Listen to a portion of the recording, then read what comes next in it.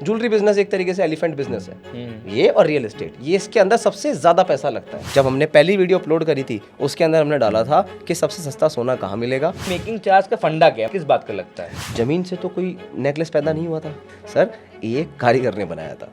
अब किसी की लगती है 10%, किसी की लगती है 2%, 3%। हम लोग वो हैं जो सबसे सस्ते रेटों पे गोल्ड बेचते हैं। हमारे पास कस्टमर को 1 तोला लेने पे 3 से 4 हज़ार रुपये बाकी लोगों से हमारे यहाँ पे फायदा होता है। ज़्यादा की उम्मीद करते हैं, मनोकामना करते हैं और बोलते हैं कि सबका भला करें और शुरुआत हमसे करें। अगर 99% संतोषजनक जी रहे हैं ना, तो 1% लोग ऐसे होते हैं जिनके हमेशा मन में, जिसे कहते हैं ना, एक अंदर एक जिज्ञासा रहती है। हम तो चुल बोलते हैं, चुल चुल मन में चुल लगी रहती है कि मैंने कुछ ऐसा करना है, आउट ऑफ द बॉक्स करना है।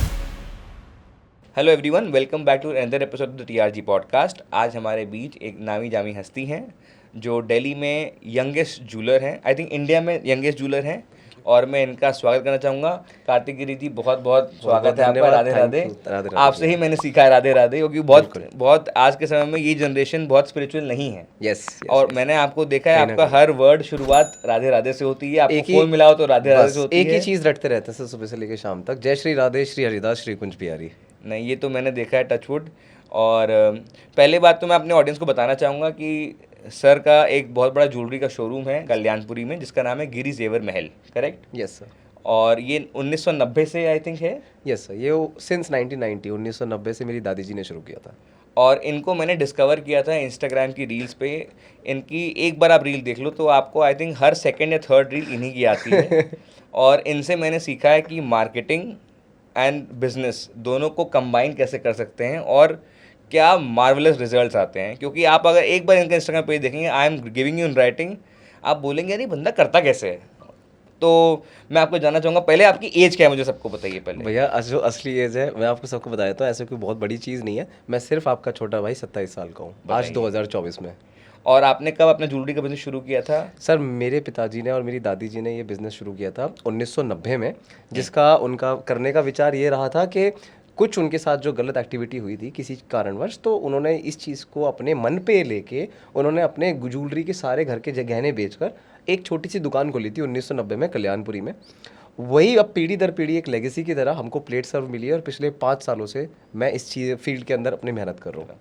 तो ये बताइए, ज्वेलरी बिजनेस एक बहुत सॉर्ट आफ्टर बिजनेस होता है। लोगों को लगता है कि ज्वेलरी का बिजनेस खोल लो, हाथी का व्यापार, हाँ, घर में पैसा ही पैसा, पैसा ही पैसा। और कहीं ना कहीं तक मुझे लगता है ये बात सही भी है, और कहीं ना कहीं बात ये बहुत हाइप्ड अप भी होती है।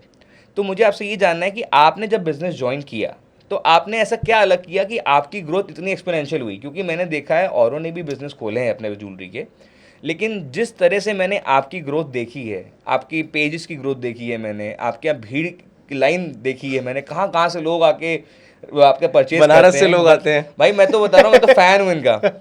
तो मैं इनसे बहुत पहले रीच कर रहा था, फाइनली मैंने रिवर्ट बैक किया और मैंने कहा नहीं, अब तो भैया ने बोला तो आना ही, दिल्ली इन्हीं के लिए आना है। Sir grateful to God. तो ये बहुत अच्छा लगा मुझे।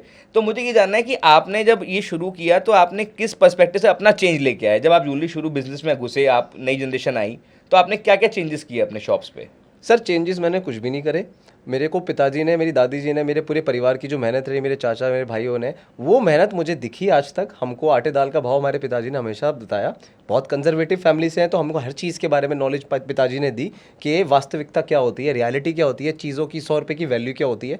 बाहर उन्होंने भेजा पढ़ने के लिए, अमेरिका, यूएस, जिसके अंदर उन्होंने रशिया में पढ़ाई करवाई, मलेशिया में कराई, कर्नाटका में कराई, मल्टीपल 2 डिग्रीज हमने ग्रेजुएशन की करी अलग अलग फील्ड से। तब उन्होंने मेरे को लास्ट में एक चीज़ बोला कि पहले अपने आप अच्छे से एक्सपोजर लो, पढ़ाई करो, और जो आप एक्सपोजर लेकर आ रहे हो उसको अपने बिजनेस में इम्प्लीमेंट करो। बहुत सही बात है। तब जब हमने उन चीज़ों के बारे में नोटिस किया, देखिए अगर आपको आपके पैसे की वैल्यू है ना, तो आप कहीं ना कहीं अपना पैसा कभी नुकसान में नहीं आने देंगे। करेक्ट। मैं आज अपने सारे ही इस पॉडकास्ट के माध्यम से, मैं सारे जितने भी व्यूअर्स हमारी वीडियो को देख रहे हैं, मैं उनको यही चीज़ बताना चाहता हूँ कि ऐसा तो है नहीं कि जिसका बच्चा पहले ही बाहर वगैरह पढ़कर आया हुआ है, अच्छे से उन्होंने पढ़ाई करी है, तो भूखे तो मर नहीं रहे थे। बिल्कुल सही बात है कि इन पे खाने के लिए पैसे नहीं है, तभी ये बहुत ज़्यादा मार्केट के अंदर ऐसा कुछ ट्रेमेंडस काम करने वाले हैं, फिर रेवोल्यूशन लेकर आने वाले हैं। सर श्री जी के आशीर्वाद से उस समय भी संपन्न थे अपने लेवल तक, और आज भी संपन्न है। जितना उन्होंने दे रखा है उसमें बहुत अच्छा संतोष है। ज़्यादा की उम्मीद करते हैं, मनोकामना करते हैं और बोलते हैं कि सबका भला करे और शुरुआत हमसे करे जिसके अंदर ये लाइन मैं यूज़ करूँगा आगे। तो वही चीज़ है सर। अब इसके अंदर हमने ये चीज़ जब देखी ना कि पढ़ाई कंप्लीट हो गई, पिछले 5 साल पहले की बात है, आप जानना चाहते हो कि जी मैंने इन सब चीज़ों के अंदर ये ग्रो कैसे कर लिया, Correct. एकदम से मैं ही क्यों इस फील्ड के अंदर, इस बिजनेस के अंदर आ गया। तो भैया देखो, मैं तो आपको एक चीज़ खुल के बताना चाहता हूँ, क्योंकि मैं कोई भी स्क्रिप्ट लेके बात नहीं करता। आपने मेरे से कोई सरल सा सवाल करा है तो उसका मैं सरल तुष्ट हिंदी में जवाब देने वाला हूँ।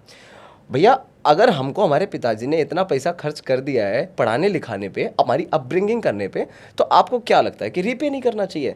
गाने भी आते हैं कि भैया दूध का कर्ज निभाना, हम तो फिर भी उनके एक बच्चे हैं, खून है उनका, उन्होंने जो भी हमको दिया उस चीज़ को हमने संजो के रखा। आप सोने की चम्मच लेकर पैदा हुए, आपके पास चीज़ें प्लेट सर्व मिली हैं, आपको तो फावड़ा नहीं चलाना, बाहर जाके मेहनत नहीं करनी। correct. यदि अगर आप इसकी भी इज्जत ना करें तो माँ लक्ष्मी और माँ सरस्वती आपकी कभी सहायता नहीं करेंगी, और आप दिन दुगनी रात चौगनी तरक्की तो छोड़ो, जहाँ पर आप हैं वहाँ से भी माइनस चले जाएंगे। रही बात ग्रो करने की कि कैसे ग्रो किया, तो मैं आप ही का भाई हूँ, आपसे ही छोटा भाई हूँ, और जितने भी मेरे जेनजीज हैं, जितनी भी हमारा यूथ है इस वीडियो को देख रहे हैं, आप सभी के माध्यम से मैं आपको एक चीज़ बताना चाहता हूँ कि आप जो पढ़ाई कर रहे हैं, जो एक्सपोजर ले रहे हैं, जिनके साथ आप घूम रहे हैं, आपकी संगत तो मैटर करती ही करती है, मगर आपका एक्सपोजर बहुत ज़्यादा मैटर करता है। आपकी नॉलेज और आपकी लालसा, अंदर से जो जिज्ञासा होती है, ये बहुत ज़्यादा मैटर करती है। कुछ नहीं करना भैया आपने। आज की डेट में मैंने बहुत ज़्यादा नोटिस किया है, मेरे कुछ ग्रुप ऑफ फ्रेंड्स भी ऐसे रह चुके हैं जिन्होंने आज भी वो सोशल मीडिया पे केवल अपनी गाड़ियों की, इन सब चीज़ों की फोटो डालते रहते हैं, बाइक्स की फोटो डालते रहते हैं। हालांकि कुछ लोगों का व्लॉगिंग का काम होता है, किसी लोग का बिजनेस ही यही चीज़ होती है, उसके अंदर कोई दिक्कत नहीं है। हालांकि मेरे को किसी पर्सनल लाइफ पे भी जाने की कोई ज़रूरत नहीं है। कोई इंसान कैसे भी खड़ा होकर फोटो डाले, हमें उससे क्या मतलब। मगर अगर आप हमसे ये जानना चाहते हैं कि आप सोशल मीडिया को कैसे यूज कर सकते हैं अपने बिजनेस को ग्रो करने के लिए, तो ये बहुत मायने रखता है। और ये चीज का जवाब है कि भैया आप अपने सारी एक्सपर्टीज, आप अपना सारा रिसोर्सेज जो आपने आज तक लोगों के साथ रहकर सीखा है ना, कि एक एंड्रॉइड फोन कैसे यूज करना है, एक आईफोन कैसे यूज करना है, सामने वाले की नीड क्या है जो वो चीज मांग रहा है, तो उस चीज को आप भली बात ही पहले समझिए, स्टडी करिए, ऑब्जर्व बनिए, एक बहुत अच्छे ऑब्जर्वर बनिए। जब आप चीज़ों को ऑब्जर्व कर लेंगे तब आपको समझ में आएगा कि इस जो सामने वाला व्यक्ति है इसको चीज़ चाहिए क्या। अब हमने वही चीज़ को देखते हुए हमने एक चीज़ रियलाइज़ करी कि पूरे 100% के क्लाइंटेज में से हम ज्वेलरी बिजनेस रन कर रहे हैं। ज्वेलरी बिजनेस एक तरीके से एलिफेंट बिजनेस है ये, और रियल एस्टेट, ये इसके अंदर सबसे ज़्यादा पैसा लगता है, बहुत ज़्यादा इन्वेस्टमेंट वाला बिजनेस है। आप यदि अगर सोचो 2-5 करोड़ के अंदर मैं काम कर लूंगा, तो ना आप रियल एस्टेट का कर पाओगे, भले ही कोलैबोरेशन में कर लो, और ना आप कर पाओगे ज्वेलरी शोरूम का। आपने स्टैंड लेना है, आपने एस्टैब्लिशमेंट दिखाना है, आप कहते हो कि भैया मेरे को मार्केट में दिखना है, तो उसके लिए एक काफ़ी अच्छी पूंजी चाहिए होती है, जो मेरे पूरे तीसरी पीढ़ी सर लगी पड़ी है आज इस काम को करते करते। 35 साल हो जाएंगे सर इस काम को करते करते, दिसंबर चल रहा है, ईयर एंड आ चुका है, तो अब नाम नहीं होगा तो कब नाम होगा। वही हमारी दादी की आज मेहनत रंग लाई, क्योंकि उन्होंने पारदर्शिता दिखाई अपने काम में, हमेशा उन्होंने कभी कोई गलत टाका नहीं मारा, उन्होंने कोई गलत ऐसा काम नहीं करा। और ऐसा नहीं है कि कंपैरेटिवली बाकी लोग टाका मार रहे हैं फिर गलत कर रहे हैं। सर देखिए ना, मैंने बोला ना आपको शुरुआत में कि एक लालसा होती है, एक अंदर से संतोषजनक बात होनी चाहिए कि मेरे को आज संतोष है।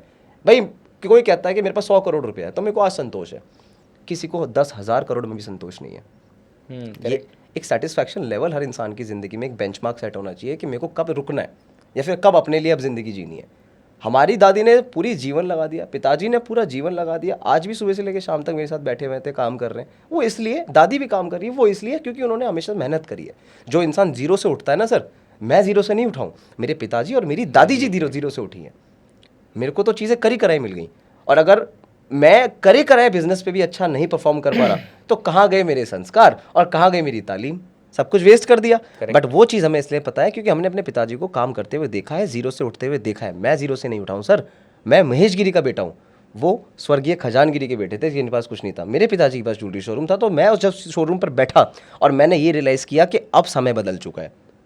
अब हुआ क्या, सोशल मीडिया का टाइम है। हुआ क्या कि 2019 की बात थी, और 2019 के अंदर जब मैं बैठा तो पूरा 1 साल तो मुझे चीज़ें समझने में ही लग गया। मैं कोई पुश्तैनी सुनार नहीं हूँ, मैं एक ज्वेलरी का बिजनेस व्यापार रन करता हूँ। जाति से मैं ब्राह्मण हूँ, दशनामी गोस्वामी हमारा कास्ट है, जिनको आप जानते भी होंगे, गिरिपुरी, भारती, गोसाई, हम लोग उनमें रिलाई करते हैं, उनमें हम स्टैंड करते हैं। हम कोई जाति विशेष सुनार नहीं है, हमारा व्यवसाय, हमारा व्यापार, हमारा सुनार जो सुनार तबके के लोग होते हैं उनका वो वाला काम है, हमारा ज्वेलर्स का काम है। हम ज्वेलरी शोरूम एक रन करते हैं जिसके अंदर हम अच्छे रेटों पे आभूषणों को ग्राहकों तक पहुंचाने की पूरी कोशिश करते हैं, और सबसे कम रेट पर। और वो कैसे मुमकिन है, मैं इस पर भी आऊँगा। अभी पहला आपका सवाल ये था कि आप एक बात बताइए कि आप ही का पेज ग्रो क्यों, हर दूसरी तीसरी रील आप ही की क्यों दिखती है, हर एल्गोरिदम, हर फीडबैक, हर सबकी फीड के अंदर मैं कैसे दिख रहा हूँ।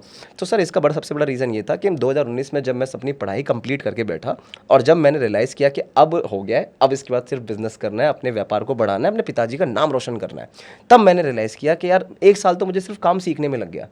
अपने बड़े भाई के साथ बैठकर मैं काम सीखा, मेरे पिताजी ने भी मेरे हाथ पकड़कर काम सिखाया, मेरे चाचा जी ने भी सिखाया, मेरे पूरे घर का ही योगदान इसके अंदर रहा है। और दादी तो आज भी लगी पड़ी है।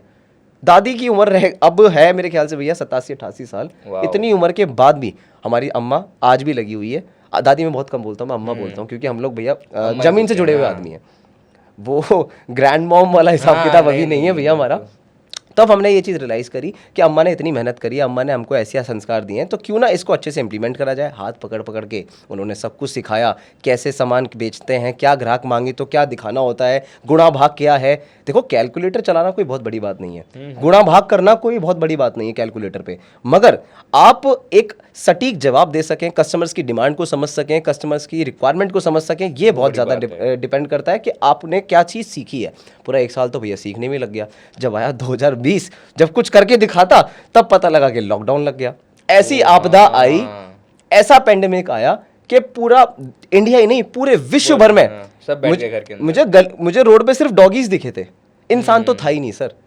भगवान ना करे कभी ऐसी आपदा कभी भी किसी के घर में आए, क्योंकि बहुत सारे लोगों ने उस आपदा के बीच में अपने अपने परिवार के जो लोग हैं वो खोए हैं, जिसकी वजह से पूरा का पूरा परिवार बिखर गया।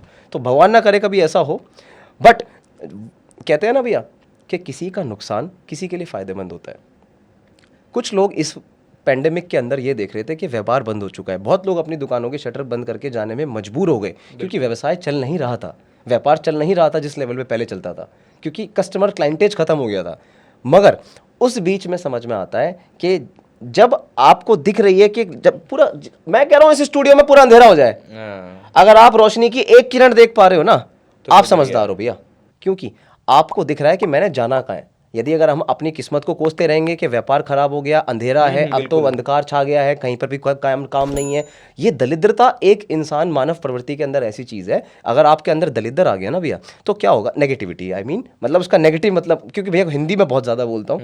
नहीं बढ़िया है, हिंदी ही आज के समय में बेस्ट है, क्योंकि वो चीज़ हिंदी बोलने से क्या होता है ना, लोगों की दिमाग तक बात दिल तक पहुँचती है कि ये अगला कहना क्या चाहता है। अब मैं कुछ और चीज़ों को यूज़ करूंगा तो आपको लगेगा कि आधे लोग समझ पाएंगे हमारी ऑडियंस में, आधे नहीं समझ पाएंगे। तो जब इंसान को दिखता है ना कि भाई मैंने इस चीज़ के ऊपर फोकस करना है, तो भैया वही आगे कर पाता है। और वही मैंने भी काम किया।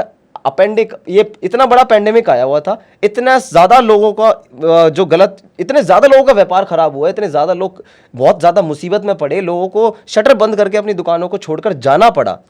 तो उस बीच में भी मैंने इस चीज़ को रियलाइज़ किया। दिन भर मैं बैठ के यूट्यूब पर ये देखता था कि यार कैसे अपने व्यापार को बढ़ाऊं, पैसे कमाने का क्या स्रोत है। मेरे को ग्राहक तो आ नहीं रहा, ग्राहक आ नहीं रहा, भले ही मेरे को ऐसा नहीं भैया दाल रोटी नहीं मिल रही थी घर पे, दाल रोटी जब भी मिल रही थी श्री जी ने इतना, लेकिन तो भी मतलब आदमी घर बैठ खाली करे क्या, अंदर से लालसा होती है, अंदर से एक जिज्ञासा ऐसी रहती है कि आपने कुछ ना कुछ करना है, जिसके अंदर एक स्पार्क होता है ना भैया। मैं तो इस चीज़ का बहुत भगवान के लिए शुक्रगुजार हूँ कि उन्होंने मेरे को इतना बुद्धि विवेक दिया कि मेरे को चीज़ें समझ में आती हैं। मुझे अपनी लाइफ के बारे में, देखिए जो विजनरी इंसान होता है ना, जिसको एक विजन है, जिसने एक कोई डेडलाइन सेट कर रखी है अपनी ज़िंदगी के अंदर कि मुझे इतनी एज तक ये सारी चीज़ें हासिल करनी है, और मेरा संतोष वहाँ पर है और वहाँ पर जाकर भी नहीं है। क्योंकि ऐसे ऐसे कई बहुत बड़े बड़े उद्योगपति हैं जिन्होंने चाहे तो वो उनकी आज 7 पीढ़ियाँ बैठ कर खा सकती हैं, बट वो आज भी काम कर रहे हैं। बहुत बड़े बड़े ऐसे स्टार्स हैं जिनका स्टारडम इतना ज़्यादा है कि वो उनकी एक झलक देखने के लिए लोग तरसते हैं, बट वो आज भी फिल्म्स कर रहे हैं। तो सर इसको पता है क्या बोलते हैं, इसको बोलते हैं संतोष। यदि अगर आपके जीवन में संतोष आ गया तो आज जहाँ पर आप हैं, आप कहते हैं कि जी मैं 35,000 रुपये, 40,000 रुपये या लाख 2 लाख रुपये महीना कमाता हूँ अपने जॉब से, और आपके अंदर संतोष है, तो आप उसमें सेटिस्फाई रहेंगे। करेक्ट है। आपके कुछ लिमिटेड खर्चे होंगे और आप उसके अंदर सेटिस्फाई रहेंगे। भगवान ना करे कभी अगर आपको किसी भी चीज़ की ज़रूरत पड़ गई तो हद से हद आप क्या करेंगे कि प्राइवेट फंडिंग पर जाएंगे या फिर अपने क्रेडिट कार्ड को यूज़ करने का सोचेंगे। बट आपको अगर संतोष है, दैट्स योर पर्सनल लाइफ, आपकी लाइफ है, आपकी खुद के एक रूल्स एंड रेगुलेशंस होंगे लाइफ के अंदर जो आपको अपना मज़ा आ रहा है ज़िंदगी जीने में। बट कुछ लोग ऐसे होते हैं 100 में से, अगर 99% संतोषजनक जी रहे हैं ना, तो 1% लोग ऐसे होते हैं जिनके हमेशा मन में, जिसे कहते हैं ना, एक अंदर एक जिज्ञासा रहती है, हम तो चुल बोलते हैं, चुल मन में चुल लगी रहती है कि मैंने कुछ ऐसा करना है, आउट ऑफ द बॉक्स करना है। वही चीज़ मेरे मन में भी आई। मैंने ये चीज़ देखनी शुरू करी यूट्यूब पर। मैं कोई पंजाबी गाने या फिर कोई गाने, मैं कोई पंजाबी गाने या फिर मूवीज़ नहीं देखता था। मैं यूट्यूब पर ये चीज़ देखता था How कि to कैसे grow. अपने व्यापार को बढ़ाना है, पैसा कैसे कमाना है, और मल्टीपल चीज़ें क्या हैं व्यापार करने के लिए। तो मुझे कई बार दिखा कि बहुत सारे मल्टीपल ऑप्शंस आ रहे थे। कुछ चीज़ें मैंने यूट्यूब पर जब देखी और मैंने रियलाइज़ किया कि फेसबुक पे भी देखा, यूट्यूब पर भी देखा, तो मैंने रियलाइज़ किया कि जो ये लोग मुझे दिखाना चाहते हैं मैं बस उतना ही देख पा रहा हूँ। हाँ, करेक्ट है। और मैंने फिर एक चीज़ ये सोची कि यार आज की डेट में, मतलब लिटरली मैं अपने पर्सनल एक्सपीरियंस बता रहा हूँ आपको। मेरे पापा पहले ना नॉर्मल कीपैड वाला फ़ोन यूज़ करते थे, वही बेस्ट था। वही बेस्ट था, ज़्यादा बचता भी नहीं था, और काम से काम तक की इसमें यूज़ हो जाते थे भैया। उसके बाद जब पिताजी यूज़ करने लग गए ना टच स्क्रीन, क्योंकि उनको रिक्वायरमेंट पड़ी, अब भी लॉकडाउन लग गया है, अब टच स्क्रीन के अंदर वो स्विच करने लग गए हैं। उनको ये देखते हैं कि भाई कढ़ाई पनीर कैसे बनना है, हाँ, या फिर बिल्कुल। आप उन्होंने देखना है कि पीनट बटर कहाँ से आता है, अच्छा कहाँ से है, इन सीड्स का क्या यूज़ है। उनको ना ग्रीनरी बहुत पसंद है, तो वो खेती क्यारी ये सब भी अपना करते रहते हैं। बहुत ज़मीन से जुड़े हुए आदमी है, तो हमेशा से बहुत सिंपल लिविंग, हाई थिंकिंग वाली जीवन उन्होंने आज भी व्यापन कर रहे हैं वो अपना। मगर जब मैंने ये चीज़ रियलाइज़ करी कि यार पापा जी मेरे फ़ोन अब यूज़ करने लग गए हैं। आपने भी ये नोटिस किया होगा, बहुत सारे व्यूअर्स इस चीज़ को रिलेट कर रहे होंगे कि एक लॉकडाउन ही ऐसी चीज़ थी 2020 में, जिसके अंदर आधे से ज़्यादा देश फ़ोन टच स्क्रीन्स पे आ गया था, स्मार्टफोन्स पे आ गया था। 99% लोग स्मार्टफोन्स पे आ गए थे, उन्होंने एक तुरंत स्मार्टफोन स्विच कर लिया था। तो वो सबसे बड़ी उपलब्धि थी। मैंने कहा ना, एक अंधकार कमरे के अंदर एक अगर रोशनी का स्रोत दिख रहा है तो एक वही रोशनी का स्रोत था। अब किसी को समझ में आए इससे पहले, मैंने एक चीज़ आपको बताना चाहूँगा, first commerce always has an opportunity. जो पहले आता है ना, वो पहले पाता है। 100%। तो अब मैं भी इस फील्ड में पहली बार आया। मैंने कहा कि आपको वही चीज़ें ऑनलाइन दिख रही हैं जो आपको दिखाई जा रही है। जितना आपको, जितनी लिमिटेड नॉलेज आपके दिमाग तक मुझे डालनी है ना, मैं आपको उतनी ही चीज़ें बताऊंगा, चाहे आप कितने ही अपने दिमाग के घोड़े खोल लीजिएगा। मगर हमने भी वो चीज़ रियलाइज़ करके अपने बिजनेस में इंप्लीमेंट किया। मैंने एक दिन सर्च किया कि सबसे सस्ता गोल्ड कहाँ मिलेगा, तो मैंने देखा कोई वीडियो ही नहीं है। कोई बाहर की कंट्री की वीडियो आ रही है, कहीं किसी कंट्री की वीडियो आ रही है। इंडिया के अंदर ये बताया गया कि बहुत सालों पहले कोई खदान मिली थी, ये फलाना था ठिकाना, मगर किसी ने ये नहीं बताया कि कोई ऐसी कोई दुकान है, कोई ठिया है जहाँ पर सबसे सस्ता रेट मिल सकता है, सबसे सस्ता व्यापार में आभूषण मिल सकते हैं, सबसे सस्ता गोल्ड के रेट, अच्छी क्वालिटी मिल सकती है। नहीं, मेरे को कोई वीडियो ही नहीं मिली। बट मैंने जब सर्च किया कि ये सब्जी कैसे बनेगी, 100 वीडियो आ गई। मैंने ये सर्च किया कि इस व्यापार के अंदर क्या लूप होल है, कैसे ये अप्स एंड डाउन है, प्रोज एंड कॉन्स क्या है, तो उसके अंदर मेरे को 100 वीडियोस आ गई। मगर मेरे को कभी कोई वीडियो मिली ही नहीं थी जिसके अंदर ये बताया जा रहा हो कि कोई सबसे सस्ता सोना कहाँ मिलेगा। और आज की डेट में आपके फ़ोन का जो एल्गोरिदम है, चाहे वो यूट्यूब, इंस्टा, फेसबुक, कुछ भी हो, वो एल्गोरिदम चलता है आपकी रिक्वायरमेंट के हिसाब से। जो आप बोलेंगे, जैसा आप समझना चाहेंगे, जो आपके मुंह पे बार बार डेली आप वर्ड्स यूज़ करेंगे, आपके फ़ोन की फीड उस हिसाब से चलेगी। चाहे आप कोई सा भी प्लेटफॉर्म यूज़ कर लो, चाहे गूगल, फेसबुक, यूट्यूब, कुछ भी आप यूज़ कर लो, तो वो चीज़ का अगर आप फ़ायदा ना उठाओ, ऐसे कैसे हो सकता है। हमने उस चीज़ का फ़ायदा उठाया। मैंने क्या करा कि मैंने अपना फ़ोन लिया और अपने फ़ोन से वीडियोस अपलोड करनी शुरू करी कि गिरी जेवर महल दिल्ली में स्थित एक ऐसी दुकान है, सोना चांदी का व्यापार करते हैं और सस्ते रेटों पे आभूषण देते हैं। 1990 में राजवती जी ने, मेरी अम्मा जी का नाम राजवती है, उन्होंने ये दुकान ओपन करी और आज देश विदेश से कस्टमर यहाँ पर आकर अपने सोने के आभूषण लेते हैं। मैं कह रहा हूँ मार्केट के अंदर 100 दुकान थी, बट मेरे ही पास क्यों आना था, क्योंकि हम फर्स्ट कमर थे। और हुआ क्या कि देखिए, जब क्या होता है ना, जब आपकी नीयत साफ होती है ना, तो श्री जी का आशीर्वाद ऐसा आता है कि वो आपका सीधा हाथ पकड़ लेते हैं। हमारा आज भी उन्होंने हाथ पकड़ा हुआ है और आगे तक पकड़ के रखेंगे। उन्होंने हमारा हाथ पकड़ा उसी समय, और उसके बाद से लेके आज का दिन हमने दिन दुगनी रात चौगनी तरक्की करी है। हम कभी पीछे मुड़ के नहीं देखे। शुरुआत में 10 कस्टमर, 20, 100, कंपाउंडिंग समझते हैं आप, कंपाउंडिंग ही हुई आपकी दुकान पे। 100, 1000, 2000, 3000, आज लाखों कस्टमर्स हमारे पास जुड़े हुए हैं। देश भर से नहीं, पूरे विश्व भर से हमारे पास कस्टमर आ रहे हैं, सिर्फ सोशल मीडिया के माध्यम से, क्योंकि हमने उसको सही तरीके से यूज़ किया।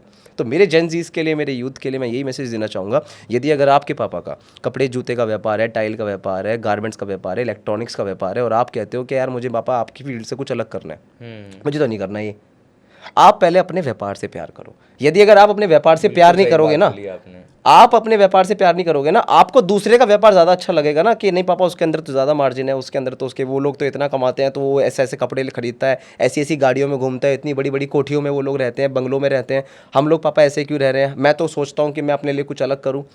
आप एक चीज़ सोचो कि आज अगर आपकी उम्र 30 साल हो गई है, तो इस 30 साल की उम्र में जितने बड़े आप हैं ना आज, आपने अगर ये ब्रांडेड शर्ट पहनी हुई है, शूज पहने हुए, जीन्स पहनी हुई है, तो वो उसी पापा के उसी व्यापार से पहनी हुई है।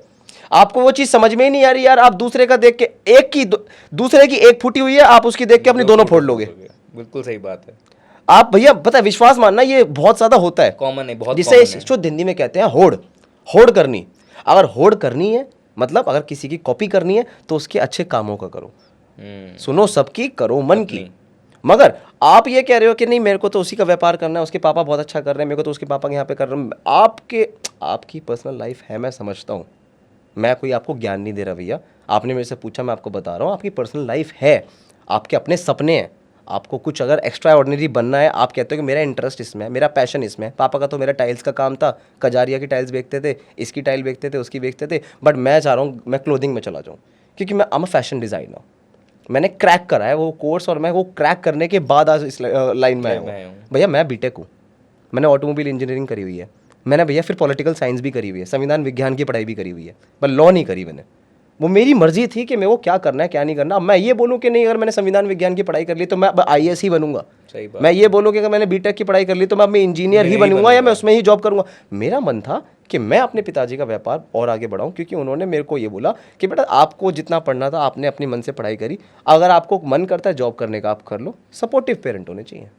आपको जॉब करने का मन करता है आप जॉब कर लो, यदि अगर आपको बिजनेस करना है, व्यापार करना है, तो बेटा आप अपना व्यापार कर सकते हो। तो मेरा बुद्धि विवेक कार्तिक गिरी में ये कहता था कि यार मेरे को सबसे ज़्यादा बेनिफिट दिख रहा है मेरे ही व्यापार में, मैं किसी के सामने जाकर क्यों बोलूँ, या फिर अपनी एक्सपर्टीज, अपना बुद्धि विवेक, अपना IQ, अपना टैलेंट मैं किसी और को जाकर क्यों दूं।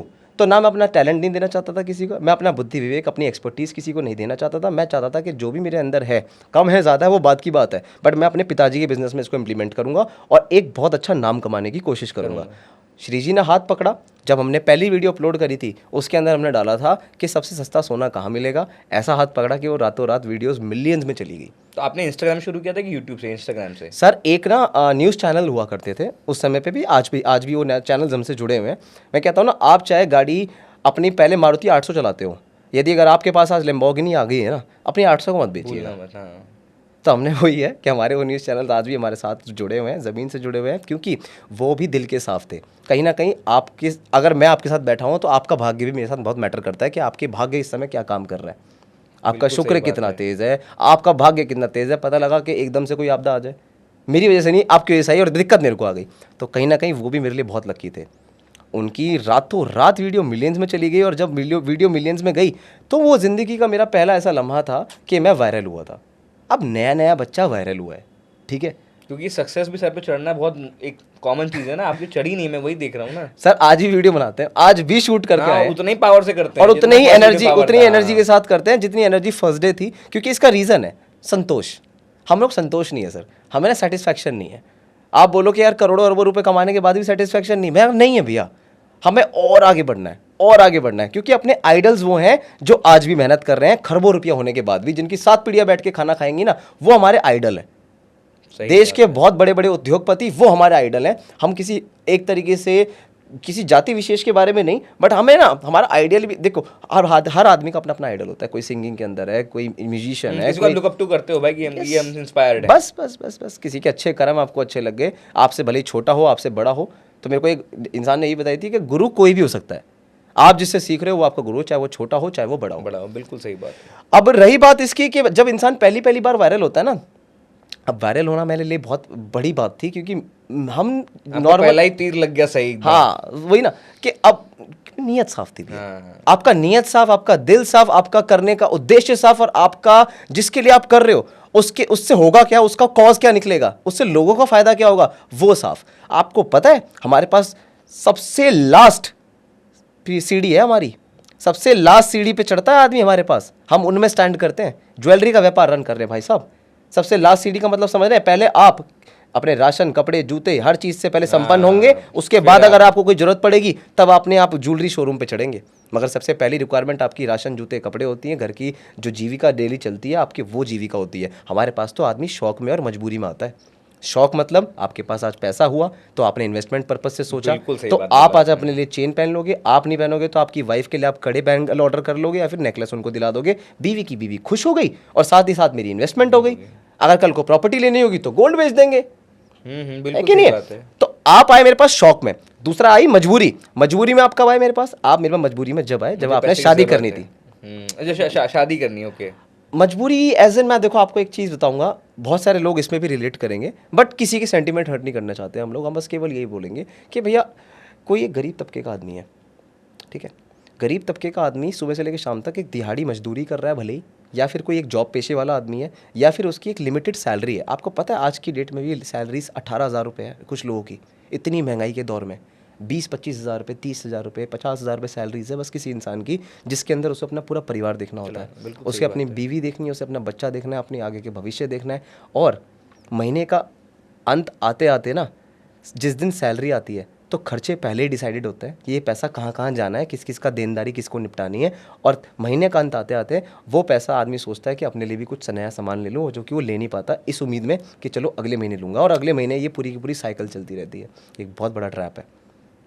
तो ये चीज़ जो होती है, एक कोई अगर गरीब तबके का आदमी अगर है, कोई अगर ऐसा आदमी है जिसका एक बहुत लिमिटेड बजट है, अब उसको अपनी बेटी की शादी करनी है, तो आप ये में से सवाल मत करिएगा रजत जी कि यार आप एक बात बताओ भैया कि ज़रूरी थोड़ी है, कोई कह के थोड़ी चला गया था कि आपने अपनी बेटी को गोल्ड देना है। सर ये समाज, अगर आप अपने समाज के अंदर, रजत गुप्ता जी आप अपने समाज के अंदर अगर काम कर रहे हैं, तो उस काम के अंदर आप ये भी देखेंगे कि अगर मेरी बहन की शादी है या फिर अगर मेरी बेटी की शादी है, मैं कह रहा हूँ आज आपको भगवान ने सक्षम बना रखा है कि उसको आप 10 किलो जेवर दे सकते हो, बट क्या पता उस समय तक वो 10 किलो कुछ माना ही ना जाए। बिल्कुल सही बात है। क्योंकि उस समय तक तो लोग 50-50 किलो चढ़ाते हैं, आप तो बहुत छोटे तबके के हुए। तो एक मजबूरी ऐसी रहती है कहीं ना कहीं कि 100 आदमियों के बीच में वो नहीं चाहता कि तेरे बाप ने क्या चढ़ाया, तेरे बाप ने कुछ दिया भी है। तुम लोग तो ये कह रहे थे कि अली गाड़ी मिलेगी, फलाना मिलेगा, ठिकाना मिलेगा, बुआ नंद फूफा चाया ताता, ये लोग क्या करते हैं, हाय ये तो कुछ चढ़ाया ही नहीं। अरे उस बाप ने अपनी बेटी पढ़ाई ना पढ़ाई वो सेकेंडरी है, मैं कह रहा हूँ उस बाप का ब्योत नहीं था, बजट नहीं था, बट ऐसे में हम लोग स्टेप इन करते हैं। हम लोग वो हैं जो सबसे सस्ते रेटों पे गोल्ड बेचते हैं। कैसे बेचते हैं, आप हमारी कैलकुलेशंस जब लगाओगे ना, आपको दिखेगा कि 3 से 4 हज़ार रुपये एक तोले का फ़ायदा होता है हमारे पास कस्टमर को। एक तोला लेने पे 3 से 4 हज़ार रुपये बाकी लोगों से हमारे यहाँ पे फ़ायदा होता है। भैया राशन की दुकानों पे लाइन लगती हुई देखी होंगी आपने, कभी ज्वेलरी शोरूम पे लाइन लगती हुई नहीं देखी है। आप कभी आइएगा गिरी जेवर महल, सुबह 9 बजे टोकन बटने शुरू होते हैं, टोकन बटते हैं 9 बजे टोकन बटते हैं, 11 बजे तक शोरूम ओपन होता है। तो जो 9 से लेके 11 के बीच में जितने टोकन्स बटे हैं, पहले 500 लोगों को अंदर घुसाते हैं। अब श्री जी के आशीर्वाद से 500 लोग एक बार में जी, गिरी जेवर महल है जिसके अंदर हमारी अब कोशिश ये रही है कि 500 लोग तो अगर एक बार अंदर आ गए, उसके बाद 1000 लोग बाहर हैं जिनको अब साइकिल चल रही है। अब लोग पसंद करेंगे, सामान लेकर जाएंगे, फिर नया टोकन आएगा, फिर पसंद करेंगे, फिर सामान लेकर जाएंगे। तो ये पूरा दिन जो है दिनचर्या चलती रहती है। सुबह 11 बजे से लेकर शाम 7 बजे तक हम लोग इसको सुचारू रूप से करते हैं, जिसके अंदर हमारा पूरा मैनेजमेंट लगा हुआ है। छोटे लेवल से लेके बड़े तबके का हमारा यहाँ पे वो लगा हुआ, स्टाफ लगा हुआ है। कितने स्टाफ होंगे सर आपके? सर होंगे 150-200 लोग जो यहाँ पे सुबह से लेके शाम तक एक टांग पे खड़े होकर मेहनत करते हैं, जिसके अंदर billing, cashier, housekeeping, pantry, sales girls, gold testing machine, security, helpers, बहुत सारा स्टाफ है सर। हर तबके का हर एक सेग्रीगेशन करा हुआ है कि एक हायरार्की है, ये स्टाफ का ये काम है, ये स्टाफ का ये काम है। क्योंकि हम अगर यहाँ पर सुबह से लेकर शाम तक श्री जी के आशीर्वाद से अगर आज 3 से 4 हज़ार लोगों की भीड़ को डील कर पा रहे हैं, तो वो इसलिए कर पा रहे हैं क्योंकि हमारे पास ये मैनेजमेंट बहुत सुचारू रूप से काम कर रहा है। मेरे को आज भी वो समय याद है, ऐसा नहीं है कि भैया हमारे पास काम नहीं था, काम हमारे पास रोटी खाने लायक आज तक हमेशा रहा है और आज भी रोटी खाने लायक काम है। जिसके अंदर मैंने एक चीज़ रियलाइज़ करी थी जब मैं बिज़नेस के अंदर आया था 2019 में, लॉकडाउन से पहले। तब मैंने देखा था कि हमारे पास 2 सेल्स गर्ल उसमें हैं, सामने 2 चांदी वाले काउंटर पे भैया बैठते हैं, अम्मा है, मैं हूँ, मेरे भाई हैं, मतलब 4-5 लोग तो हम घर के हो गए। हम भी स्टाफ ही हैं अपनी दुकान में। हमसे आप अपनी दुकान के अंदर अगर आप पानी पिलाने में शर्म कर रहे हो, जिस जगह पे आप बैठते हो उस जगह पे कपड़ा मारने में शर्म कर रहे हो, आप कहते हो कि पहले तो कोई बाहर का लड़का आके, छोटू आगे पहले कपड़ा मारेगा तभी मैं सीट पे बैठूंगा, वो गलत है। तो वो दरिद्रता है, उसे नेगेटिविटी कहते हैं, जो आपके दिमाग के अंदर जहन कर जाएगी, ऐसी करेगी कि आप आश्रित हो जाओगे लोगों पे। क्योंकि आपने तो खुद कभी भाला उठाया ही नहीं, आपने हथियार कभी उठाकर देखे ही नहीं। आप एक बात बताऊं, हम लोग 5-6 लोग तो घर के ही हैं, 3 से 4 लोग, 4-5 लोग हम लोग फिर स्टाफ के भी थे। मैंने कहा ना 2 चांदी वाले भैया, एक सेल्स गर्ल इधर, फिर एक छोटू इधर, एक बच्चा वहाँ पानी पिलाने के लिए, तो हम लोग पूरा मिलाकर 10 से 15 लोग थे। जब आपने शुरू किया था? नहीं, जो नॉर्मल टीम थी Normal हमारी, team थी। उससे पहले की तो भूल जाओ। उससे पहले की जब अम्मा ने शुरू करा था तो सिर्फ मेरे अम्मा, मेरे चाचा, मेरे पापा, मेरे भाई बैठते थे। और आज 150 लोग हैं। वो अम्मा की मेहनत है, उनके संस्कार है अपने पोतों के अंदर, अपने बेटों के अंदर, कि आज उनके बेटे उनके संस्कारों को, उनकी मेहनत को इतनी रिस्पेक्ट कर रहे हैं। क्यों? क्योंकि अम्मा ने तो मेरी पूरी जवानी लगा दी, पूरा बुढ़ापा भी लगाने को तैयार है। उसका मन ही नहीं मानता, वो वाला काम करती ही नहीं है कि घर बैठी बैठी फली छील रही है, भिंडी काट रही है, वो काम ही नहीं करना पसंद करती। अगर वो घर पे बैठ गई ना तो वो नहीं है जो सास बहू से लड़ेगी, वो उनमें से है मेरी अम्मा, जो बैठी बैठी सब्जी काट लेगी, कभी क्यारी कुछ कर लेगी, कभी हरी पेड़ों पे ध्यान देना शुरू कर देगी, कभी गाय को खिलाना शुरू कर देगी, कभी घोड़े को सफाई करवाना शुरू करवा देगी। तो कहीं ना कहीं अम्मा का शरीर चलने का सबसे बड़ा रीज़न यही है कि वो बैठना ही नहीं चाहती, चाहे उसकी उम्र कुछ भी हो जाए। तो अम्मा की यही चीज़ देखते हुए हम पूरे परिवार के अंदर स्फूर्ति है। हमारे पिताजी, हमारी माताजी आज हमारे साथ बैठती हैं। तो 150 लोगों के अंदर, 200 लोगों के अंदर आज हम 5 लोग तो आज भी घर के बैठे हुए हैं उसी शोरूम के अंदर। और ये मैटर इसलिए करता है क्योंकि सबका भाग्य जुड़ा हुआ है भैया, A to Z आदमी का भाग्य जुड़ा हुआ है। तो वही चीज़ है ना, मैंने बोला कि प्लस जितने ज़्यादा लोग आपसे जुड़े रहेंगे ना, जितना ज़्यादा आपका स्टाफ होगा, तो कोई भी स्टाफ का परिवार वाला या फिर कोई भी स्टाफ का घर वाला वो ये नहीं सोचेगा कि आज यार मेरे मालिक को अगर नुकसान हो जाए, ये मेरा मालिक जो है मेरे को लेट क्यों छोड़ता है, आपका इतने कस्टमर क्यों हैं, मैं तो सुबह से लेकर शाम तक थक जाता हूँ, मुझे कब खाना खाने को मिलेगा। तो वैसा स्टाफ हमारे पास मिलेगा ही नहीं। हमारे पास सब घोड़े मिलेंगे, हमारे पास सब हिरन की चाल वाले मिलेंगे। स्फूर्ति इतनी, इतना जोश सुबह से लेकर शाम तक। क्यों? क्योंकि एक ज्वेलरी शोरूम ना ऐसी चीज़ है, इन शॉर्ट ज्वेलरी शोरूम ही नहीं, हर एक रिटेल सेंटर, हर एक सेल सेंटर ऐसी चीज़ होती है जहाँ पर आपके लिए तो सुबह से लेकर शाम तक हज़ारों कस्टमर हैं, बट जो कस्टमर है ना उसके लिए आप पहले हो। तो हमने अपने स्टाफ को ये चीज़ समझाई हुई है कि कोई भी कस्टमर है, आप ज्वेलरी शोरूम में हॉस्पिटैलिटी बहुत मैटर करती है। हाँ, बिल्कुल, आपके चेहरे पे एक स्माइल होनी चाहिए, क्योंकि आप अगर फ्रस्ट्रेटेड हो, गुस्से में हो ना, तो उसका प्रभाव पड़ेगा कस्टमर की परचेजिंग पे। बिल्कुल। आपको पता है उसका कितना बड़ा दिन था आज वो लड़की या फिर गुड़िया या फिर बिटिया या फिर भैया या फिर चाचा या फिर ताऊ आपके पास आज सामान लेने के लिए आए थे, उनका कितना बड़ा दिन था आज। वो 5 लाख का, लाख का, 10,000 का, 50,000 रुपये का सामान लेने के लिए आए थे अपने बच्चों के साथ। तो उनका इतना बड़ा दिन था कि उनके लिए खुशी वाला दिन था, कि वो चाहते थे कि हम अच्छे से सामान लेकर जाएं। बट आप थके हुए थे, आपने उनको कभी प्यार से एंटरटेन नहीं किया, आपने कोई ग्रीटिंग उनको दी नहीं, एक स्माइलिंग फेस से उनको वेलकम नहीं किया, उनको दिखाते हुए आपके अंदर एक अलग ही ऊर्जा नहीं दिखी, तो उनको भी बड़ा फीका फीका लगा। तो कहीं ना कहीं उससे आपको सेल में इफेक्ट पड़ेगा और आपकी पूरी दिन की टर्नओवर पे भी इफेक्ट पड़ता है। इस चीज़ को आप विश्वास मानो। तो हमारा सारा स्टाफ, आपको मैंने बोला ना, घोड़े और हिरन मिलेंगे, जिसके अंदर ऐसा काम वो करते हैं। मैं टचवुड मैं बोलता हूँ, मेरा श्री जी के आशीर्वाद से स्टाफ के साथ एक ब्रीफिंग लगती है, वो ब्रीफिंग मैं खुद पर्सनली करता हूँ। उनको एक एक चीज़ के बारे में बताता हूँ, उनको ये बताता हूँ कि ऐसा होगा तो क्या करना है, ऐसा होगा तो क्या करना है। आपने मतलब एक सेट कर उनको प्रोज एंड कॉन सब पता है, उनको ये तक पता है कि कौन सी बात कितनी बिगड़ सकती है, कौन सी बात कितनी खराब हो सकती है, कोई अगर नाराज हो गया है तो उसको मनाना कैसे है, किस तरीके से कस्टमर को हमेशा खुश करके भेजना है। तो वो सारी चीज़ें हमारी ब्रीफिंग में होती हैं। खुद का आपने एसओपी बना के रखा हुआ है? हाँ जी सर, हर जगह के शोरूम में अपने अपने एसओपीज होते हैं। और मैं तो सर, मैं बोलूँगा आपको, मैं बहुत छोटा सा बच्चा हूँ, मैं कोई इतना बड़ा मैंने काम नहीं किया, बट आप सबका प्यार है, लोग जनता का इतना प्यार है कि इतने फॉलोअर्स हैं, 2.5 मिलियन का सब्सक्राइबर नेटवर्क बेस है, नेट फेसबुक यूट्यूब इंस्टाग्राम सब मिला के सारे फॉलोअर्स मिला लो तो 2.5 मिलियन फॉलोअर होते हैं।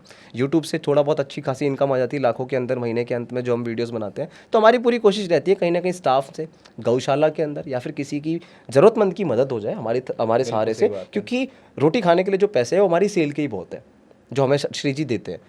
ये साइड इनकम जो हो गई यूट्यूब की, वो मेरे लिए साइड इनकम है, तो मैं वो चीज़ को इधर से आती है इधर से दान कर देते हैं। हम वो पैसा नहीं रखते, और वो पैसा कहीं ना कहीं हमको अच्छा भी लगता है कि चलो हम लोग इतनी मेहनत कर रहे हैं, तो एक तरीके से हमारे लिए कॉम्प्लीमेंट है कि यूट्यूब हमको इतना पैसा दे रहा है।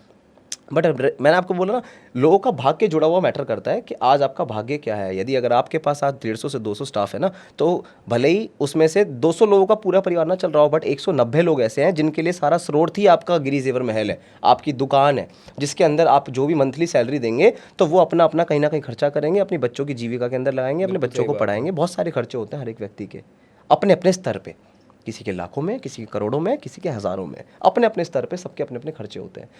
वो इंसान कभी नहीं चाहेगा, उसकी बीवी कभी नहीं चाहेगी कि यार इनकी जॉब पे कोई खतरा है। वो व्यक्ति कभी नहीं चाहेगा कि मेरे ओनर का कभी नुकसान हो। ओनर तो चाह ही नहीं रहा, मैं कह रहा हूँ आप तो मेहनत कर रहे हो, बट आपका स्टाफ बहुत मैटर करता है कि आपके लिए सुबह से लेकर शाम तक वो प्रे कर रहा है, और आप दिन दुगनी रात चौगनी फिर तरक्की करते रहोगे अगर आपकी नीयत साफ है। साफ है तो आपका अगर उद्देश्य साफ है, आपका काम करने का तरीका साफ है, और तरीका साफ है, तभी आज सर 3-3, 4-4 हज़ार लोगों को एक दिन में डील करते हैं। बहुत बड़ी बात है, किसी ज्वेलरी शोरूम में 3,000 फुटफॉल होना और उसको मैनेज करना, मतलब it's a big task. Hats off to you. नहीं, thank you so much sir. और ये ऊर्जा और ये स्फूर्ति आती है सिर्फ आप सभी के साथ इतने एक प्यार व्यवहार से बात करके, श्री जी की भक्ति करके, अपने स्टाफ के बीच में एक अलग ही स्फूर्ति जगा के, जिसके अंदर उन लोग के हमेशा ना पॉजिटिविटी मैटर्स अ लॉट। हाँ, सही बात है, बिल्कुल। वाइब मैटर करती है हर जगह की। अगर कोई वाइब मैटर ना करे तो आप एक ब्लैक रूम में रहकर दिखाओ ना पूरे 24 घंटे के लिए, या सिर्फ एक वाइट रूम में रहकर दिखाओ ना 24 घंटे के लिए। क्यों कलरफुल जिंदगी जी रहे हो, क्यों रंग बिरंगे कपड़े पहन रहे हो, क्यों आप थर्सडे को पीले कपड़े पहनते हो, शुक्रवार को वाइट कपड़े पहनते हो, संडे को वाइट पहनते हो, या फिर शनिवार को ब्लैक कपड़े पहनते हो? क्यों? वो इसलिए पहनते हो क्योंकि आपको पता है कि मेरे को किस हिसाब से क्या करना है, मेरे ऊपर क्या, मेरी पर्सनैलिटी पे क्या सूट कर रहा है, मेरा कंट्रास्ट क्या मैच कर रहा है। तो ये सारी छोटी छोटी चीज़ें होती हैं जो बहुत मैटर करती हैं, और आपका स्टाफ आपका मेहनत कर रहा है, तो कहीं ना कहीं तभी हम आपके सामने आज बैठे हुए हैं। नहीं, ये तो आपने बहुत अच्छी बात बोली। 2-3 चीज़ें ऐसे बोली जो मेरे दिमाग में एकदम फंस गई हूँ मैं, बट डिस्कस करूँगा ज़रूर आपसे। अब मुझे ये जानना है कि आज के ज़माने में अगर मुझे महीने में मेरी सपोज़ मेरे 3 या 4 लाख रुपए मेरे पास एक्स्ट्रा हैं, ओके। तो उसको मुझे सेव करना है या मुझे उसको कहीं इन्वेस्ट करना है, तो मुझे इसमें गोल्ड में, क्योंकि बहुत लोग कहते हैं गोल्ड में इन्वेस्ट करो, बहुत लोग कहते हैं सिल्वर में करो, तो इसमें आपके हिसाब से क्या करना चाहिए? बिकॉज आप तो तीनों पे बैठे हुए हैं, आपके शॉप पे तीनों चीज़ मिलती हैं, गोल्ड, डायमंड, सिल्वर। हाँ। तो अब मुझे ये जानना है कि आप क्या सजेस्ट करते हैं लोगों को क्या करना चाहिए, because eventually you are the master of this trade. Yes sir. तो आप बताएंगे प्लीज़। अपने व्यापार के अंदर अगर आप ये देखो कि अगर आपसे कोई सलाह मांग रहा है ना, और आपके अगर वो 2 लाख 5 लाख रुपए आपके पास पड़े हुए हैं, तो वो पैसा पहली बात तो मुफ्त का पैसा नहीं है, आपने कहीं ना कहीं से वो कड़ी मेहनत करी होगी। और यदि अगर आप अपने पैसे को अच्छी जगह पे लगाना चाहते हैं, तो हम तो बस केवल आपसे यही कहेंगे, अपने व्यापार को देखते हुए, कि आप गोल्ड में, डायमंड में, सिल्वर में, किसी में भी पैसा लगा सकते हो। और आप अगर उसके अंदर बढ़ोतरी देखना चाह रहे हो, तो मैं आपसे एक पर्सनली क्वेश्चन पूछूंगा, और इस वीडियो को वो लोग ज़रूर शेयर करिएगा जिनको ये चीज़ समझ में आ रही है। वो क्वेश्चन ये है, जब आपकी शादी हुई थी तब गोल्ड का रेट क्या था? आपके माता पिताजी की जब शादी हुई थी 2001 में या फिर 1995 में, तब गोल्ड का रेट क्या था? सर 1995 के अंदर जो गोल्ड का रेट था वो मोटा मोटा मान लो 400-500 रुपये था। आज वही रेट 70,000 रुपये पहुंचा हुआ है। क्यों पहुंचा हुआ है? क्योंकि गोल्ड एक सरप्लस अमाउंट है। गोल्ड कभी डिप्रिसिएट नहीं होता है। गोल्ड हमेशा आपको बढ़ोतरी करके देगा, बढ़कर मिलेगा। उसके अंदर आपको नुकसान इसलिए नहीं होगा क्योंकि गोल्ड हमेशा गोल्ड हमेशा बढ़ता रहता है। गोल्ड और रियल एस्टेट आप कभी भी देखेंगे कि कभी आपको कम पैसे में देकर नहीं मिलेंगे। अगर आपने आज इतना पैसा इन्वेस्ट कर लिया है, तो कहीं ना कहीं आपको ये जब भविष्य में ज़रूरत पड़ेगी, तो वो गोल्ड ही है आपको। देखिए, मैं प्रॉपर्टी के बिजनेस के अगेंस्ट नहीं हूँ। मेरे पापा भी प्रॉपर्टी का छोटा मोटा काम करते आ रहे हैं, और कभी ना कभी कहीं ना कहीं पापा का अभी भी विचार चल रहा है। जैसे उत्तराखंड में, जैसे पिताजी हमारे अभी गौशाला के अंदर लगे हुए हैं, वृद्धाश्रम के अंदर लगे हुए हैं, ठीक है, उसको बना रहे हैं, वो श्री जी उनके हाथ से करवा रहे हैं। वो तो पिताजी तो केवल एक जरिया है, क्योंकि उन्होंने हमको बताया कि बेटा ये सब श्री जी का आशीर्वाद है। जिस दिन श्री जी ने चाहा तो ऐसी 10 गौशाला होंगी, बड़ी बड़ी गौशाला होंगी। तो मेरा कहने का अर्थ केवल ये है कि देखिए, मैं प्रॉपर्टी वालों के अगेंस्ट नहीं हूँ, बट मैं आपसे बस एक चीज़ पूछूंगा। भगवान ना करे रात के 2 बज रहे और आपको पैसे की ज़रूरत पड़ जाए, जो आपका दुकानदार है वो आपका इतना जानकार है कि वो आपके लिए दुकान खोल के आपको पैसा दे सकता है। बिल्कुल सही बात। और वहीं बगल में एक ऑफिस है, उसकी साइड वाली प्रॉपर्टी वाले का भी, बट आपको पैसे की ज़रूरत सिर्फ 5 लाख की थी। गोल्ड आप पे 50 लाख का पड़ा था, सेम आप पे 50 लाख की प्रॉपर्टी भी पड़ी थी, बट फिर भी पैसे की ज़रूरत आपको सिर्फ 5 लाख की थी। प्रॉपर्टी 50 लाख में से 5 लाख की नहीं बिकेगी, रातों रात कस्टमर नहीं मिलेगा। गोल्ड आप मेरे साथ चलिए ऑन एयर, इस वीडियो के माध्यम से हम आपको चैलेंज करके बता रहे हैं कि आप मेरे साथ चलिए गोल्ड, और जिस मर्जी टाइम पे आप बता दीजिएगा, अगर आपके पास 10 ग्राम है तो 10 ग्राम बिक सकता है। हाँ, बिल्कुल सही बात है। लिक्विड तो गोल्ड ही है। आप अगर अपने एसेट्स बनाना चाह रहे हैं तो आप गोल्ड के अंदर बनाइए। लोगों का व्यापार किस किस तरीके का है वो अपनी उनकी पर्सनल चॉइसेस हैं। लोग किस तरीके से अपना व्यापार को अंजाम दे रहे हैं वो उनकी पर्सनल चॉइसेस। आपका टेस्ट है, आप एक फोटोग्राफर हो, आपका पेट्रोल पंप भी है, आपकी मम्मी का गारमेंट्स का काम अलग से है, आपके छोटे भाई को एक तरीके से इलेक्ट्रॉनिक की फील्ड ज़्यादा पसंद आती है, इम्पोर्ट एक्सपोर्ट उनको ज़्यादा पसंद है। तो आप किसी को जज थोड़ी कर सकते हो, बट आप ये देखिए कि आपको मज़ा कहाँ आ रहा है। हमें मज़ा आ रहा है इस चीज़ में कि हम अगर गोल्ड के अंदर बैठे हुए हैं, अच्छा है श्री जी ने इतना आशीर्वाद दिया कि आज इसको हम सुचारू रूप से काम कर पा रहे हैं, अच्छी क्वालिटी लोगों को मुहैया कर पा रहे हैं, और कस्टमर खुशी खुशी लेकर जा रहे हैं, और सलाह भी लोगों को ये देते हैं। चीज़ भी आप गलत नहीं बेच रहे, मेन बात तो पता है ये है। आप अगर या तो ऐसी कोई चीज़ बेच रहे हो जिससे किसी लोगों का हानि हो, किसी जानवर या फिर किसी जीव को हानि हो, या फिर किसी चीज़ को हानि हो, किसी का मन दुखे, कोई रोए, वो वाला तो काम आप नहीं कर रहे। हम एक गोल्ड का व्यापार कर रहे हैं। गोल्ड के व्यापार से तो बल्कि बढ़ोतरी होती है। माँ सरस्वती आपकी वाणी से खुश होती हैं अगर, तो माँ लक्ष्मी आपसे खुश होंगी, तब आपको देखिए कितना ज़्यादा बरसात मिलेगी माता लक्ष्मी की। आप गोल्ड खरीदते हैं। आप धनतेरस क्यों मनाते हैं? धनतेरस वाले दिन आप चांदी क्यों खरीदते हैं? आप धनतेरस वाले दिन बर्तन क्यों खरीदते हैं? क्योंकि ग्रंथों के अंदर कहा गया है ना कि शुभ माना जाता है। तो वैसे ही ये चीज़ हमेशा बढ़ोतरी देने वाली चीज़ है, ये कभी आपको नुकसान नहीं देगी। ये कोई ऐसी मिठाई या फिर कोई ऐसा दवाई नहीं खिला दी मैंने आपको जो आपके शरीर पे इफेक्ट करेगी। अगर ये इफेक्ट करेगी तो भाई साहब ये बढ़कर करेगी, कभी कम में नहीं करेगी। ये बताइए 3 मिथ जो आपको बहुत रेगुलरली सुनने को मिलता है यार, कि सोने वाले तो ये कर देते हैं, सोने वाले वैसा कर देते हैं, और जिसको आपने देखा कि यार ये तो होता ही नहीं, जबरदस्ती लोगों ने ब्लेम कर रखा है लोगों को इस व्यापार को। सर हाँ, कई बार क्या होता है ना कि कुछ कहावतें ऐसी कही गई हैं कि ये तो अपनी माँ की नथ में से भी नहीं छोड़ते, है ना। कुछ कहावतें इस ट्रेड के लोगों के लिए कही गई हैं कि ये लोग तो अपनी माँ की नथ में से भी नहीं छोड़ेंगे, तुमको सस्ते रेटों पे कहाँ से दे देंगे। फिर कोई लोग बोलते हैं कि हमारे साथ ये फ्रॉड हो गया, ये गलत हो गया, कि उस फलां दुकानदार ने हमारे साथ ये करा, फलां दुकानदार ने हमारे साथ ये करा। तो हम तो बस केवल एक चीज़ जानते हैं, अगर आपके साथ कुछ गलत हुआ है तो देखिए स्थानीय पुलिस आपकी मदद करेगी, कोर्ट आपकी मदद करेगी, और अगर कोई इंसान गलत कर भी रहा होगा ना तो वो आज जेल के पीछे होगा। हम किसी के बारे में गलत आलोचना कैसे कर सकते हैं जब तक हमारे साथ कुछ ऐसी चीज़ ना बीती हुई हो। हम कह रहे हैं कि हम लोग सबसे सस्ते रेटों पे जेवर डील करते हैं। कैसे कर पाते हैं मैं आपको वो भी बता दूंगा। हज़ारों की तादाद की लोगों को हम लोग डेली बेसिस पे यहाँ पे कस्टमर डीलिंग कर रहे हैं, जिसके अंदर हम लोग कोशिश ये करते हैं कि सुचारू रूप से सबको जेवर लेकर जाए। और आपको लगता है, आप एक रजत भैया अपनी तरफ से एक बात समझाइए, 3000 4000 लोगों की भीड़ में आपको लगता है कि अगर किसी एक के साथ गलत हो गया तो भीड़ मार नहीं देगी? भाई साहब भीड़ पिटाई कर देगी। बिल्कुल है, मॉब बन जाती है भीड़। भाई कंप्लेंट भीड़ के नाम पे नहीं हो सकती, किसी एक पर्टिकुलर इंसान के नाम पे हो सकती है। भीड़ का कोई चेहरा नहीं होता, आप समझिए। सही बात है, कोई भीड़ का चेहरा नहीं होता। तो आप ऐसा काम करेंगे ही क्यों जिससे आपके ऊपर लोग हावी हो जाएं? बल्कि आप तो लोगों की दुआएं लीजिए, उनको अच्छे रेटों पे जेवर मुहैया कराइए। और जो आप सोशल मीडिया पे बोल रहे हो, देखिए मैंने आपको सबसे पहले यहाँ पे बैठते ही एक चीज़ कही थी भैया कि हमने सोशल मीडिया को एक अच्छे तरीके से यूज़ किया है। इंटरनेट को हमने अच्छे तरीके से इंटरनेट को यूज़ किया है, हमने इंटरनेट को गलत तरीके से यूज़ नहीं किया। आज की डेट में ज़्यादा लोग जो कंफ्यूज इसलिए हैं कि सोशल मीडिया पर, इंटरनेट पर बहुत सारी ऐसी जानकारियाँ उपलब्ध है जिनकी कोई पुष्टि नहीं कर चुका। इनके बारे में कोई सच्चाई नहीं जानता कि इसके पीछे सच क्या है, दूसरा पक्ष क्या है, वो नहीं जानते। बस जो दिखाया गया वही वो समझा गया, वो सच मान लिया गया। अरे अगर कोई आपको लगता है लॉ एंड ऑर्डर से कोई ऊपर है, लॉ एंड ऑर्डर से ऊपर कोई भी नहीं है। अगर आपके साथ कोई गलत कर रहा है ना, आप उसकी अगर कंप्लेंट करते हैं तो लॉ एंड ऑर्डर ऐसी चीज़ है कि वो सलाखों के पीछे होंगे या फिर उनके ऊपर एक पर्टिकुलरली रिस्पेक्टिव उनकी जो भी पनिशमेंट होगी उनको दी जाएगी। सही बात है।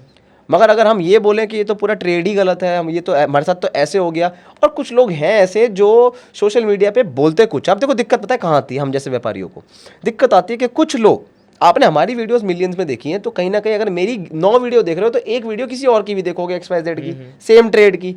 अब आप बोलोगे कि तो भैया को कॉपी कर रहे हैं, कॉपी कर रहे हैं, अच्छी बात है, आपके लिए बहुत बड़ी उपलब्धि है कि आपको कॉपी करा जा रहा है। कुछ तो आप में है जो आपको कॉपी कर रहे हैं, अलग नहीं कर पा रहे इसलिए कॉपी कर रहे हैं। अब रीजन क्या है मेन, आप एक चीज समझिए, गलती किसी की भी नहीं है, गलती उन लोगों की है जो सोशल मीडिया पे गलत इन्फ्लुएंस कर रहे हैं।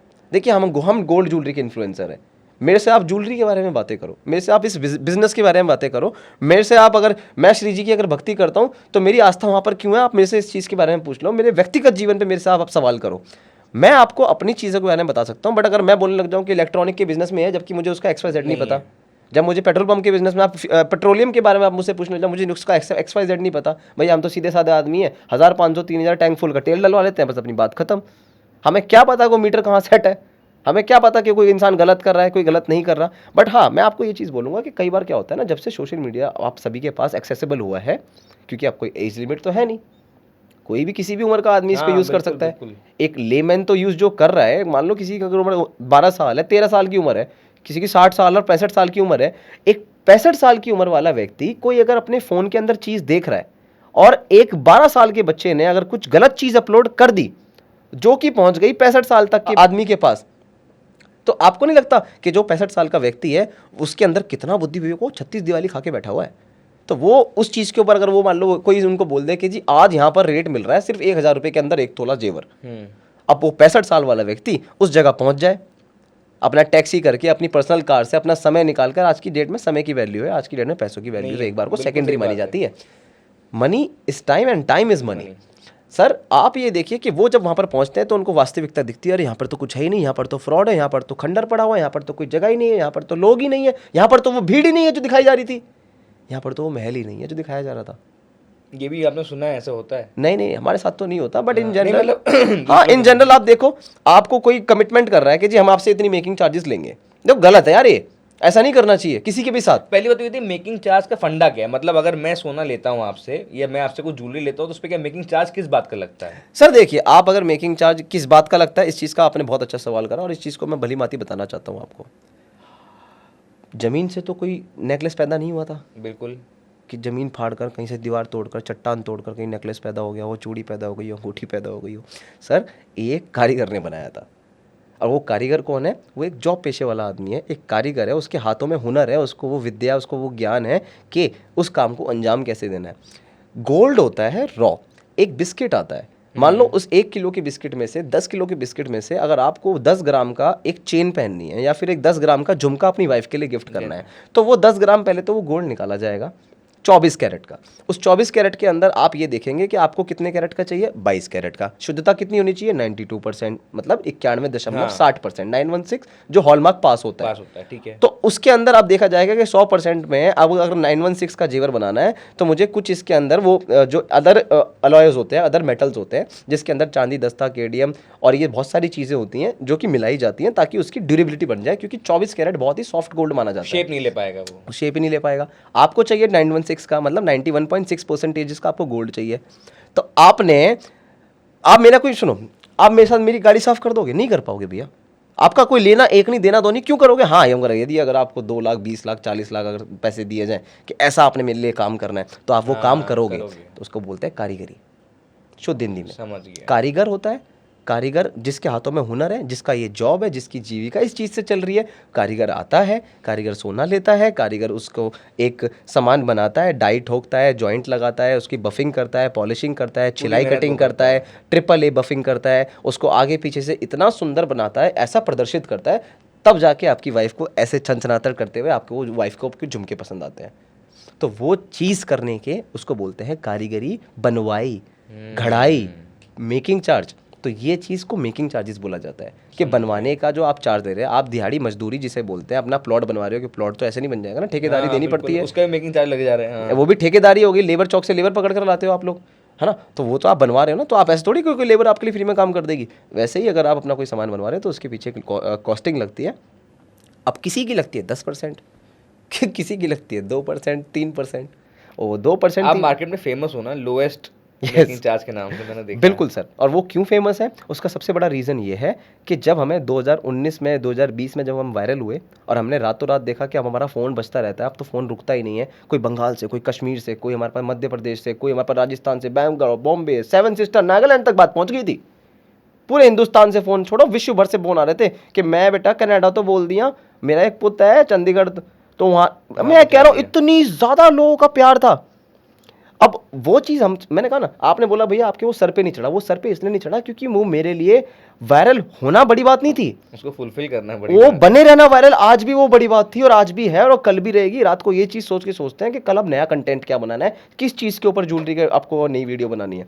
तो हमारे जब ये चीज़ रियलाइज़ करी ना कि अब देश भर से लोग मेरे पास आ रहे हैं, देश भर से मेरे पास कस्टमर्स यहाँ पे सामान लेकर जा रहे हैं। मेरे पास छोटे वाले शोरूम में कैपेसिटी सिर्फ 50 कस्टमर बिठाने की थी, मैंने आपने एक्सपैंड किया फिर शोरूम। सर हाँ, वो आप हमारी वीडियोस में भी देखोगे, हमारा बहुत छोटी सी दुकान हुआ करती थी कल्याणपुरी के अंदर, ठीक है। तो उसको मेरी अम्मा जी ने जब पहले बनाया था उस हिसाब से कि हमारे पास जितना क्लाइंटेज है, जब श्री जी का और आशीर्वाद रहा और प्यार रहा तब क्लाइंटेज बढ़ गया ज़्यादा। अब 500 लोगों के हिसाब से शोरूम बनाया है, बट और प्यार रहा और आशीर्वाद रहा, अब हम जो शोरूम बना रहे हैं वो 1000 लोगों के हिसाब से शोरूम बना रहे हैं, तो शोरूम का मॉल माना जाएगा ये तो। हाँ तो मॉल ही हो गया, जिसके अंदर गोल्ड ही गोल्ड बिकता है। और उसका रीज़न कैसे है, हमने कोशिश करी कि हमने आगे पीछे हाथ पैर मारने की कोशिश करी कि कहीं हमें कोई प्लॉट मिल जाए सस्ते रेटों पे, जिसके अंदर हमारे पास स्पेस बन जाए, हमारे कस्टमर बाहर ना खड़े रहें। तो वही चीज़ हमने भी कहा कि फरवरी, मार्च, अप्रैल तक हमारी पूरी कोशिश है 2025 में कि अपने स्पेस को और एक्सटेंड करेंगे। फिर मैंने ये चीज़ रियलाइज़ करी भैया कि यार हमारे पास, मैं दिल्ली के अंदर हूँ, मेरे पास राजस्थान से, हरियाणा से, मध्य प्रदेश से, यूपी से, बॉम्बे से, पंजाब से, उत्तराखंड से और बिहार से ये लोग मेरे पास तुरंत तुरंत आ जाते हैं, क्योंकि दिल्ली एक सेंटर है। हाँ बिल्कुल। यहाँ पर आप भले मेरे लिए अकेले के लिए ना हो, बट बहुत सारी चीज़ें ऐसी भी हैं जो यहाँ पर आपको काम होते हैं। तो आपने हमारा नाम बहुत सुना था, तो आपने सोचा कि एक काम कर ले ही चलते हैं, लड़का फेमस तो है ही, सच और झूठ है वो भी देख लेंगे, हमारा कुछ ले थोड़ी लेगा। अरे मैंने अभी आज ही बोलता हूँ, ट्राई करने में क्या जाता है, मैं आपको कोई नसीब थोड़ी ले लूँगा, बट आप ट्राई तो करिए। ऐसे ही कस्टमर एक बार ट्राई करने के लिए आ गया, हम तो अच्छी क्वालिटी दे रहे थे, हम तो साफ काम कर रहे थे, हमारी तो नीयत भी साफ थी, तो आप शिकायत का है। और ये तो गोल्ड है, ये कोई ख़राब चीज़ थोड़ी है, ये ऐसी चीज़ थोड़ी है कि मैंने सुबह बना दी शाम को मुझे फेंकनी पड़ेगी अगर किसी ने नहीं खाई तो। ये तो मेरा कल बिकेगा और महंगा बिकेगा।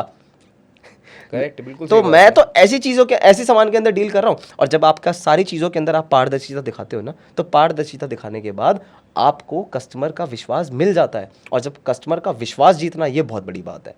आपकी जेब में इस समय मुझे दिख रहे हैं 2 लाख इस वाली में, 2 लाख उस वाली में। तो मुझे टैलेंट ये माना जाएगा कि मैं क्या उन 4 लाख रुपए को आपकी जेब से निकालने में सक्षम हूं। आप खर्च करना चाहते हो मेरे ऊपर, बट आप मेरे पे विश्वास नहीं कर पा रहे। तो वो सक्षमता आपकी जब आएगी, जब आपकी क्वालिटी, आपका काम, आपका ट्रेड, आपकी वाणी आपकी एकदम साफ होगी, आपकी नीयत साफ होगी, आपका दिल साफ होगा, आपका उसके पीछे काम करने का उद्देश्य साफ होगा। तो यही चीज़ हमने भी देखी कि यार आज तो हमारे पास कस्टमर यहाँ पूरे देश भर से आ ही रहे हैं, बट मैं एक बार में सिर्फ 500 लोगों को डील कर पा रहा हूँ, 1000 लोग बाहर वेटिंग में हैं। अब मैं जब कल को 1000 को कर पाऊंगा तो मुझे ये भी पता है कि 2000 वेटिंग में होंगे, क्योंकि मेहनत तो बराबर चलती रहेगी।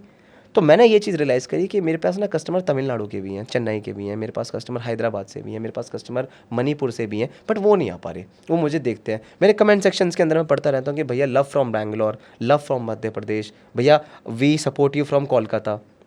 इस तरीके के जब मैं कमेंट्स अपने सारे फॉलोअर्स के पढ़ता हूँ, तब मेरे को लगता है कि कार्तिक यार, तुमको देश भर में प्यार तो बहुत लोग करते हैं। मैंने एक वीडियो डाली थी जिसके अंदर मैंने पूछा कि आपके मुताबिक मेरे को कहाँ कहाँ पे शोरूम खोलना चाहिए। तो उस वीडियो के अंदर, आज वो वीडियो के अंदर लाइक तो सिर्फ और सिर्फ वो व्यू, उस वीडियो में व्यूज़ गए हुए हैं 10 मिलियन, मगर उसके अंदर लाइक गए हुए हैं 20,000, बट उसके अंदर कमेंट गए हुए हैं 50,000। वो ज़्यादा मैटर करता है। कमेंट में लोगों ने मेरे को बताया कि यार भैया आपने यहाँ आना है, आपने यहाँ आना है, आपने यहाँ आना है, मैं आपको यहाँ से देख रहा हूँ, मैं आपसे यहाँ से प्यार करता हूँ भैया, हम चाहते हैं कि आप जैसे एक शोरूम अगर यहाँ पे खुल जाए तो बहुत लोगों का भला होगा। वो अपने स्वार्थ के लिए तो बोल ही रहे हैं, बट कहीं ना कहीं वो आपको एडमायर कर रहे हैं। और वो विश्वास जो आप पैसे से भी नहीं जीत पाओगे ना, वो मैंने सिर्फ एक सोशल मीडिया के माध्यम से जीता हुआ है। और वो इसलिए जीता हुआ है क्योंकि क्वालिटी में समझौता है ही नहीं। सिर्फ सोशल मीडिया के माध्यम से जो चीज़ आप पैसे से नहीं जीत सकते, वो हमने यहाँ पर अपने हाथों से, अपनी मेहनत से जीती हुई है, अपनी स्फूर्ति से जीती हुई है। वो इसलिए जीती हुई है कि हमने कोई क्वालिटी में समझौता करा ही नहीं।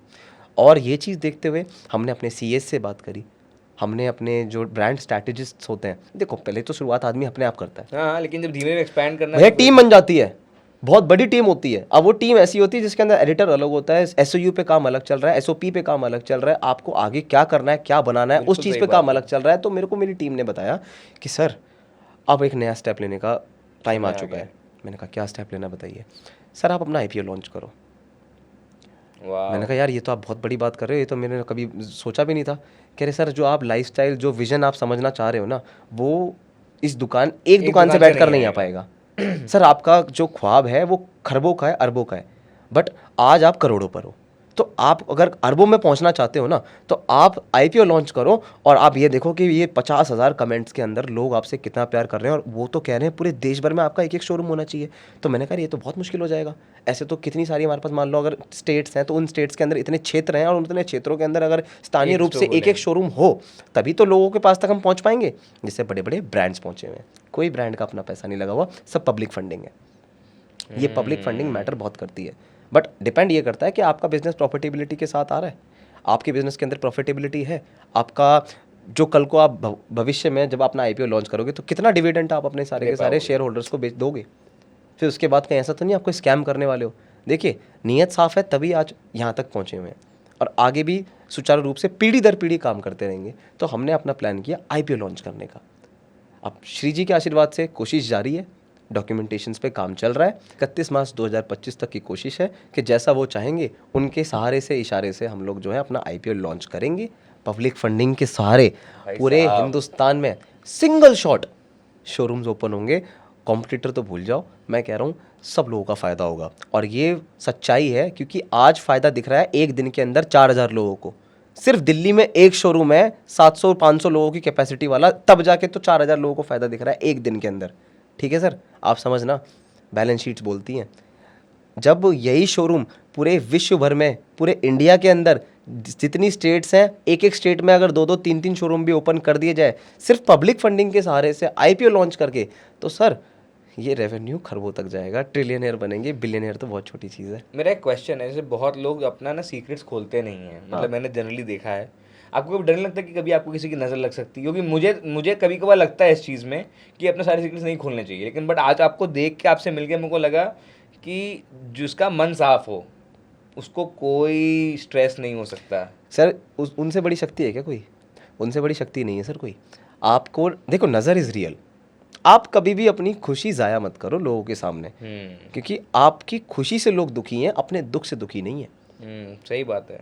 आप कहो आज अगर आप देखो, आज अगर आप 1.5 करोड़ की गाड़ी में घूम रहे हो ना, अगर आप आज, या फिर अगर 8 करोड़ की रोल्स रॉयस में घूम रहे हो, और अगला आदमी अगर बगल में आपके पास छोटी सी गाड़ी में घूम रहा है, तो कहीं ना कहीं उसके मन में ईर्ष्या ज़रूर आएगी कि मैं वहाँ पर क्यों नहीं हूँ। बट वो व्यक्ति ये नहीं जानता कि आपने दिन और रात एक कर दिए यहाँ तक पहुँचने के लिए, और आपको संतोष रोल्स रॉयस में भी नहीं है, क्योंकि आपका प्लान प्राइवेट जेट है, आपका प्लान एयरबस खरीदने का है। आपको संतोष नहीं है रोल्स रॉयस में भी, उसको संतोष नहीं है अपनी छोटी गाड़ी में। तो ये देखो एक साइकिल है। और रही बात इसकी कि अपने अंदर की चीज़ें नहीं बतानी चाहिए या फिर बतानी चाहिए, वो आपका एक लेवल ऑफ एक्सटेंट होता है कि आप कहाँ तक बताने वाले हो। आपको इस पॉडकास्ट में सिर्फ उतनी बातें पता चलेंगी जितनी मैं बताना चाहूँगा। मेरे अंदर क्या ज्ञान है क्या नहीं है, आपसे कम है आपसे ज़्यादा, वो बात की बात है सर। बट आपको सिर्फ बातें उतनी पता लगेंगी जितनी मैं बताना चाहता हूँ। तो कहीं ना कहीं आपका बुद्धि विवेक क्या काम कर रहा है, हाजिर जवाबी आपकी कैसी है, वो बहुत मैटर करती है। आपका IQ क्या है, वो बहुत मैटर करता है। नहीं बिल्कुल, आज आपसे मिल के, आपसे बातें करके मैं दोबारा बोलूँगा, बहुत चीज़ें सीखने को मिली, बहुत चीज़ें समझने को मिली। और थैंक यू सो मच, आप यहाँ पे आए, आपने हमें टाइम दिया इतना, और आपने इतनी अच्छी अच्छी बातें करी। अब मुझे बस आप लास्ट कुछ मैसेजेस मेरे व्यूअर्स के लिए छोड़ दीजिए कि कोई अगर आज के टाइम पे कोई ज्वेलरी बिजनेस शुरू करना चाह रहा है तो उसके लिए 3 सिंपल स्टेप्स, और सेकेंडली जो आपने बात बताई बहुत अच्छी बताई आपने कि अपने माँ बाप का, आप स्पिरिचुअलिटी में कब से आपने बिलीव किया? आप शुरू से स्पिरिचुअल थे इतने? सर आपके 2 सवाल हैं। एक सवाल आपका है कि 3 ऐसे स्टेप बता दीजिए जिससे हम अपना एक ज्वेलरी बिजनेस स्टैब्लिश करना चाहें, अगर किसी को वीडियो को देखकर मन कर रहा है ज्वेलरी बिजनेस स्टैब्लिश करने का। और एक आपका सवाल है कि आपके अंदर स्पिरिचुअलिटी कहाँ से है। सर स्पिरिचुअलिटी आती है आपकी आस्था से। हमने ये चीज़ रियलाइज़ करी है कि कई बार मैंने ये देखा है कि जब हमने ऐसे भीख मांगी है ना भगवान के आगे खड़े होके, देखो हम कभी भी मंदिर के अंदर जाके VIP दर्शन नहीं करते। आपको मेरी बहुत सारी वीडियोस मिलेंगी जिसके अंदर मैं माता रानी के पास जा रहा हूँ या फिर कहीं भी अगर श्री जी के पास जा रहा हूँ, तो मैं कोई ऐसी नहीं कि लाइन तोड़कर जा रहा हूँ या फिर कहीं से मेरे लिए अलग से सब भीड़ को हटाया जा रहा है, या फिर अपने पैसे के बलबूते पर मैं माता रानी के पास जा रहा हूँ। हमें बड़ा मज़ा आता है लाइन में खड़े होने में कि हम सब भिखारी हैं, सारे देखो सब भिखारी खड़े हुए। मतलब आप अगेंस्ट VIP कल्चर दर्शन के हैं? आप बिल्कुल है सर। अगर आपको कुछ ज़्यादा लाइफ थ्रेट है, आपकी अगर मेडिकल इश्यूज़ हैं और उसके अंदर आपको, that's a different thing, that's a totally different scenario sir. But अगर आपका कुछ भी नहीं है, आप अच्छे खासे घूम रहे हो और आपके पास समय भी है और सारी चीज़ है, बट आप अपने बल थल का इस्तेमाल करके दिखाना चाहते हो, आप दिखाना चाहते हो अपने घर के अंदर अपनी बहू को खासकर कि देखा लाइन हटा दी नहीं सारी मैंने, देखा कैसे लोग मेरे एकदम से साइड हो गए। ये भगवान को भी अच्छा नहीं लगता सर, क्योंकि जो आशीर्वाद आपके ऊपर आज है ना, वो इसलिए था क्योंकि आपकी नीयत साफ थी। अब आपके अंदर घमंड कहाँ से आ गया, अब वो अहंकार कहाँ से आ गया, वो आपका अब अहंकार बोल रहा है। हमें बड़ा मज़ा आता है सर लाइन में लगने में। लाइन में लगते हैं, माता रानी का नाम लेते हुए चलते हैं, भगवान का नाम लेते हुए चलते हैं और सुचारू रूप से जैसे सब दर्शन कर रहे होते हैं। बट हाँ, पंडित जी से पास जाके एक बार रिक्वेस्ट कर लेते हैं, पंडित जी चेहरा पहचान जाते हैं, अरे भैया आप, तो पंडित जी बोलते हैं कि भैया आप मेरे पास यहाँ से आ जाओ, एक बार आपको मैं करवा देता हूँ। अदरवाइज रिक्वेस्ट करते हैं तब जाके, कोई पैसा नहीं मांगता हमसे कि भैया आपसे हम इतना पैसा लेंगे तो आपको VIP दर्शन कराएंगे। हम खुद पैसे देने में इच्छुक नहीं होते हैं। जहाँ पर जाओ हाथ जोड़कर, हम लोग भिखारी हैं भैया मंदिर के अंदर, तो सब बराबर है। तो भगवान के आगे हाथ जोड़कर जाते हैं। एक अंदर से रहता है कि देखो हर इंसान का ना एक पिता होता है, पिता का एक स्रोत होता है कि वो, अब आप भगवान में तो माने जा रहे हो, माता पिता से आप घर में झगड़ा कर रहे हो, उनको गंदी गंदी गाली गलौज कर रहे हो, उनके साथ उनकी बातें नहीं मान रहे हो, वो भी एक तरीके की गाली है, वो भी एक तरीके का अपमान है। पिताजी ने पूरी जवानी लगा दी, माताजी ने अपना पूरा शरीर त्याग कर दिया तुम्हारे चक्कर में, और तुम बस केवल तुम मंदिर की घंटी बजा रहे हो, मम्मी को तुम परेशान कर रहे हो। भैया मैंने ये मूवीज़ में से सीखा, आप सब लोगों के साथ बैठकर सीखा, और उस चीज़ को जब अपनी लाइफ पे इंप्लीमेंट किया ना, तब मुझे चीज़ समझ में आई कि यार ये तो बहुत बढ़िया बात है। एक दिन ऐसा नहीं जाता। मैं सारे सोशल मीडिया के माध्यम से, इस वीडियो के माध्यम से, पॉडकास्ट के माध्यम से आप सबको एक चीज़ बताना चाहता हूँ कि अगर आप जीवन में दिन दुगनी रात चौगनी तरक्की करना चाहते हैं, चाहे आप जॉब करते हैं, चाहे आप व्यापार करते हैं या फिर आप पढ़ाई करते हैं, आप केवल सुबह अपने माता पिता के पैर छू कर जाइए, एक बार उनके चरण स्पर्श कर लीजिए। जब आप अपने माता पिता के यूं चरण स्पर्श करोगे ना भैया, दुनिया की सारी ताकत, वो मंदिर की घंटी बजा दी या फिर चरण स्पर्श कर लिए, वो it's just the same thing sir. और वो जो शक्ति आपके साथ है ना, वो दिखती तो नहीं है खैर, बट वो जो एक शक्ति आपके सर के जस्ट ऊपर नीचे मंडरा रही होती है ना, बहुत सारी नेगेटिविटी, बहुत सारी आपदाएं जिसमें आज आप फंसने वाले थे, आप बच जाओगे। आपके अंदर एक अलग ही ऊर्जा होगी, आज के आपके अंदर एक अलग ही पॉजिटिविटी होगी, और वो पॉजिटिविटी आपको मेरे अंदर इसलिए देखने को मिल रही है अभी भी, क्योंकि मैं आज भी पैर छू के आया हूँ अपनी माँ के, अपने पिता के। तो वो एक बहुत ज़्यादा मैटर करता है। माता पिता के अंदर भगवान है, भगवान मंदिरों के अंदर तो हैं, मगर माता पिता में उससे पहले भगवान है, क्योंकि आपको जीवन माता पिता ने दिया। आपकी आस्था अपने माता पिता में होनी चाहिए, उनसे प्यार करना चाहिए, और अपने माता पिता को पहले करो, बहुओं के माता पिता को बाद में करना। ये भी मैटर करता है। अपने पापा को आप पापा नहीं बोलते, बहू के पापा को आप बोलते हो पापा जी, उनके आगे जी लगाते हो। और यहाँ अपने पापा को डैड मॉम, और वहाँ पे पापा जी, नमस्ते पापा जी।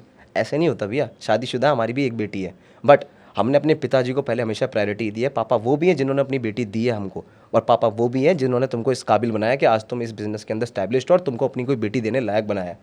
और साथ ही साथ भगवान का आस्था जब आप करोगे ना, आप उनका जब सुबह से लेकर शाम तक भक्ति में रहोगे, भक्ति रस जब आपके दिमाग में चलता रहेगा, हमेशा शुक्राना करना चाहिए भैया। हम रात को जब भी हमारा काम कम हो ज़्यादा हो, भगवान ने जितना दे दिया उतना सक्षम दिया। आज के दिन हमने हमेशा शुक्राना करना सीखा है।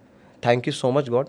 मैं कह रहा हूँ क्रिश्चियनिटी के अंदर अगर आपने देखा, मैं क्रिश्चियन स्कूल में पढ़ा था समरविल में, मैंने ये चीज़ देखा, क्रिश्चियनिटी इतना अच्छा करते हैं वो लोग कि आपको प्रेयर करेंगे खाना खाने से पहले, स्कूल में जब सुबह सुबह जाओगे तो आपको प्रेयर करेंगे, स्कूल बंद होगा तो आप प्रेयर करेंगे। तो उन्होंने वो चीज़ डाली, दैट्स अ शुक्राना इन टर्म्स ऑफ हिंदी।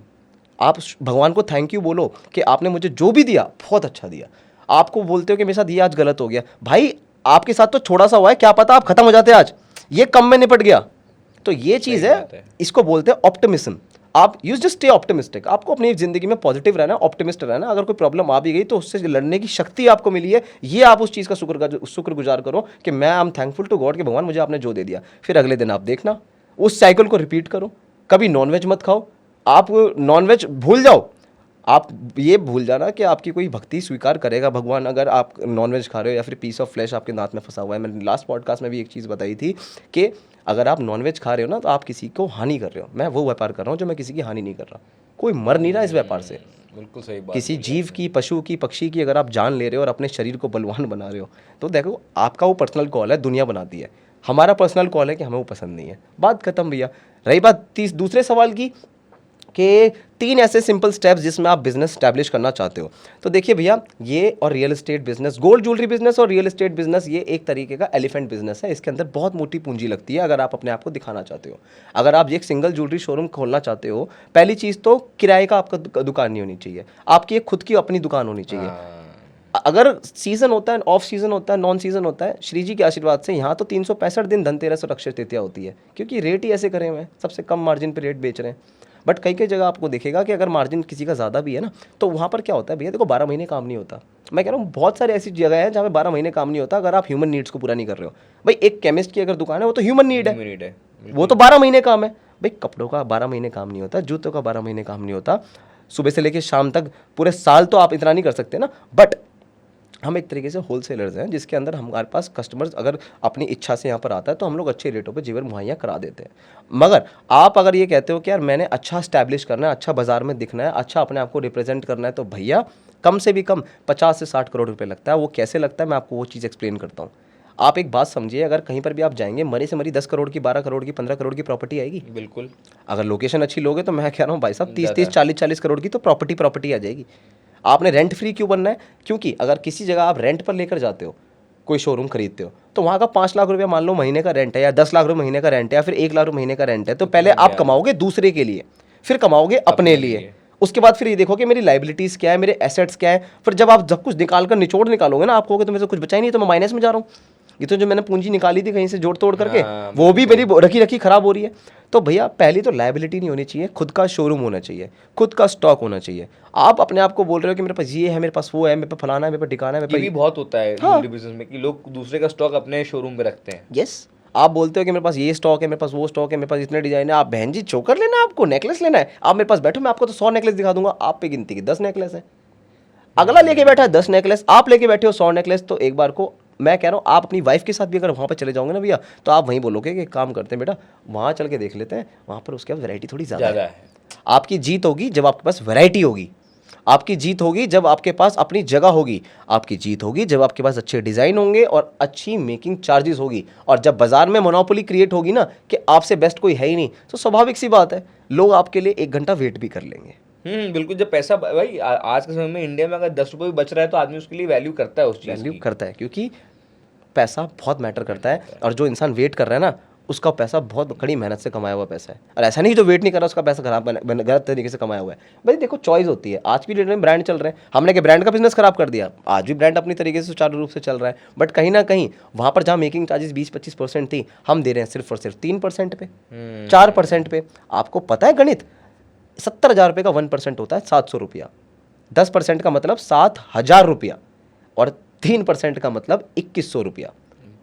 तो यार 2,100 खर्च करोगे या 10,000 खर्च करोगे, और अगर सोना तो सोना ही है, सोना तो सोना ही है, same quality, same same environment, same hospitality, उनसे बड़ा शोरूम, उनसे अच्छा व्यवहार, उनसे अच्छी ट्रांसपेरेंसी। वो कैसे? बड़ी बड़ी मशीनें लगाई हुई हैं सिक्योरिटी के लिए, गोल्ड टेस्टिंग मशीन्स लगाई हुई हैं इस चीज़ के लिए कि अगर आपने पुराना गोल्ड लिया हो तो उसको आप टेस्ट कर सकते हो, उसको आज के रेट से 100% एक्सचेंज ले सकते हो। क्यों काटना 10%, 20%, 15%? कोई नग नहीं तोल कर दे रहे, कोई मीना तोल कर नहीं दे रहे, कोई मोती तोल कर नहीं दे रहे। क्यों तोल कर देना मोती?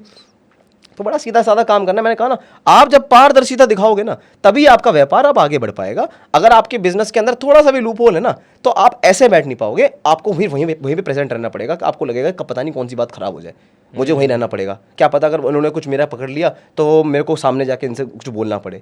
अरे भैया मैं यहाँ बैठा हुआ हूँ, मेरे शोरूम, मेरे वहाँ पे शोरूम में इस समय भी कम से भी कम लास्ट टोकन हमारी मेरे ख्याल से 550 की थी, 550 लोगों की लास्ट टोकन थी, जो मैंने अभी काउंट देख कर आया था सर। अभी भी कस्टमर सामान खरीद के जा रहे हैं, टाइम हो रहा है रात के 8। तो ये चीज़ बहुत मैटर करती है कि आप अगर अच्छा काम कर रहे हैं ना, साफ काम कर रहे हो, तो आपको ज़्यादा टेंशन लेने की जरूरत नहीं है। मगर अगर आप एक ज्वेलरी शोरूम बिजनेस खोलना चाह रहे हो, अगर आप मेरे देखा देखी ये सोचना चाह रहे हो कि मैं भी ऐसा कुछ कर लेता हूँ, मैं भी मेकिंग चार्जेस कम कर लूंगा, मेरे मेकिंग चार्जेस कम हुए क्योंकि मैंने बल्क क्वांटिटी में खरीदा। आप खरीदते हो 10 किलो, मैं खरीदता हूँ 100 किलो। आपको 10 किलो के अंदर रेट पड़ता है 10%, और मैं जब खरीदता हूँ 100 किलो तो मुझे रेट पड़ जाता है सीधा सीधा 3%। क्योंकि जो 100 किलो मुझे वो बेच रहा है ना, उसको 10 जगह हाथ पैर नहीं मारने पड़ रहे, मैं अकेला जाता हूं, मैं उसकी पूरे दिन की पूर्ति कर देता हूं। और वहीं अगर आप जाओगे 1 किलो 2 किलो 5 किलो लेने के लिए, तो उसको आप जैसे कम से भी कम कस्टमर दिन में चाहिए होंगे, 20 से 25 30 40 कस्टमर चाहिए होंगे, जिसमें उसको हाथ पैर भी बहुत चलाने पड़ेंगे। और यहाँ पर एक ही आदमी पूर्ति कर रहा है, तो मेरे लिए रेट कम क्यों नहीं करेगा? और मेरे लिए वो रेट कम करता है, आप दूसरे के लिए भी रेट कम मैं रेट कम कर देता हूँ। कौन नहीं चाहता जिंदगी में आगे बढ़ना सर? हर कोई इंसान चाहता है जिंदगी में आगे बढ़ना। मैंने आपको कुछ गलत थोड़ी करा, मैंने आपको पैसा दिया, आपसे सामान अच्छी क्वालिटी में अच्छे रेटों पे आरटीजीएस करके खरीदा। अब आरटीजीएस मैंने वही सामान अपने ग्राहकों को बेच दिया, ग्राहक ने मुझे आरटीजीएस कर दिया। तो ये तो बस एक साइकिल चलती जा रही है। तो आपकी कॉस्टिंग मैटर करती है। Second perspective, first perspective was खुद की कैपिटल, खुद के एसेट्स। सेकंड पर्सपेक्टिव इज कि आपकी कॉस्टिंग। थर्ड पर्सपेक्टिव इज आपकी सर्विंग। आप किस तरीके से बेच रहे हो, किस व्यवहार से आप बेच रहे हो, किस प्रवृत्ति से बेच रहे हो, किस भावना से आप बेच रहे हो। हमारे ये तीनों ही चीज़ जब मैच कर जाती हैं तो कहीं ना कहीं गिरी जेवर महल स्टैंड हो जाता है। और आज मैंने आपको बताया पूरे शोरूम इंडिया के अंदर खोलने का विचार है। हम तो ओपनली पूरी प्लानिंग बता रहे हैं भाई, डरेगा तो वो जिसने कुछ उसके अंदर 19-20 करना हो। मैं तो पूरा पूरा रूट बता रहा हूँ आपको कि क्या क्या करने वाला हूँ। ओपनली मैं सारी चीज़ें बता रहा हूँ भैया। मेरे तो कॉम्पिटिटर्स, मेरे हेटर्स भी सुनने होंगे इस चीज़ को। वो सोचेंगे कि चलो इसको ऐसे करके रोक दे, नहीं रोक पाओगे आप। दिल्ली में आपको हेट मिलती है कुछ? जो सर लाइव थ्रेट्स आए हुए हैं, लाइव थ्रेट्स आए हुए हैं, फ़ोन पे कॉल से प्रेशर्स आते हैं जिसके अंदर ये बोला जाता है ये कर देंगे, वो कर देंगे, फलाना ठिकाना। हमने तो स्थानीय पुलिस को, हमारी इतनी अच्छी स्थानीय पुलिस है, हमारे लिए बहुत मदद करती है, हमने तो स्थानीय पुलिस को सब कुछ इन्फॉर्म करा हुआ है। हमारी तरफ से तो कोई दिक्कत नहीं है। वो लोग हमारी इतनी मदद करते हैं कि वो लोग कहते हैं कि आपके पास अगर इतना बल्क वॉल्यूम है, इतनी ज़्यादा फुटफॉल है, तो हम चाहते हैं कि आपके लिए यहाँ पर सुचारू रूप से चीज़ें चलती रहें। क्योंकि हम भी नहीं चाहते कि आप एक अच्छे व्यापारी हैं, तो हम भी नहीं चाहते कि आपके साथ कुछ गलत हो। तो स्थानीय पुलिस बहुत एक्टिव रहती है, बहुत बार पेट्रोलिंग चलती रहती है उस वाली रोड पे जहाँ पर हमारा शोरूम है। अन्य जगह पे तो पेट्रोलिंग चलती है, हमारी रोड पे भी पेट्रोलिंग चलती रहती है, जिसके अंदर कहीं ना कहीं हम निडर बैठते हैं। और देखो भैया, अगर आपके पास 20 सिक्योरिटी गार्ड्स हैं, आपके पास बुलेट प्रूफ कार है, आपके पास एक प्राइवेट यॉट है, विला है, सारी चीज़ें, अगर आप पे आपदा नहीं होगी तो अभी यहाँ बैठे बैठे भी अटैक आ जाएगा। बिल्कुल सही। अदरवाइज आपके, अगर मैं कह रहा हूँ आपकी SLR MP5, आपकी AK-47 कुछ भी काम नहीं आएगी अगर आपको अभी लगनी होगी तो। और अगर काम आनी होंगी तो सारी मैगजीन खाली हो जाएगी। बिल्कुल सही बात है। तो ये चीज़ है, अपनी आप निडर रहो, आप अपनी आस्था ऊपर रखो, और आपने जब किसी का गलत करा नहीं तो आपके साथ भी इतनी जल्दी कुछ गलत होगा भी नहीं, क्योंकि आपकी हमेशा से आस्था साफ रही, आप हमेशा से साफ काम करते रहे। अपनी दुकान हो, खुद का कैपिटल हो। अब आप खुद की दुकान होने के बाद आप ये बोलते हो कि 30 करोड़ रुपया, देखो आपको एक मॉडल समझाता हूँ, सीधा सीधा सवाल है। आपने बोला कि भैया मेरे पास खुद की दुकान है, बट एक जगह मेरे को मिल रही है 30 करोड़ रुपए की। अब आपने एक वही जगह उससे भी ज़्यादा स्पेस वाली, बट लोकेलिटी दूसरी, आपने वो ले ली 10 करोड़ रुपए की, बचा 20 करोड़ रुपया।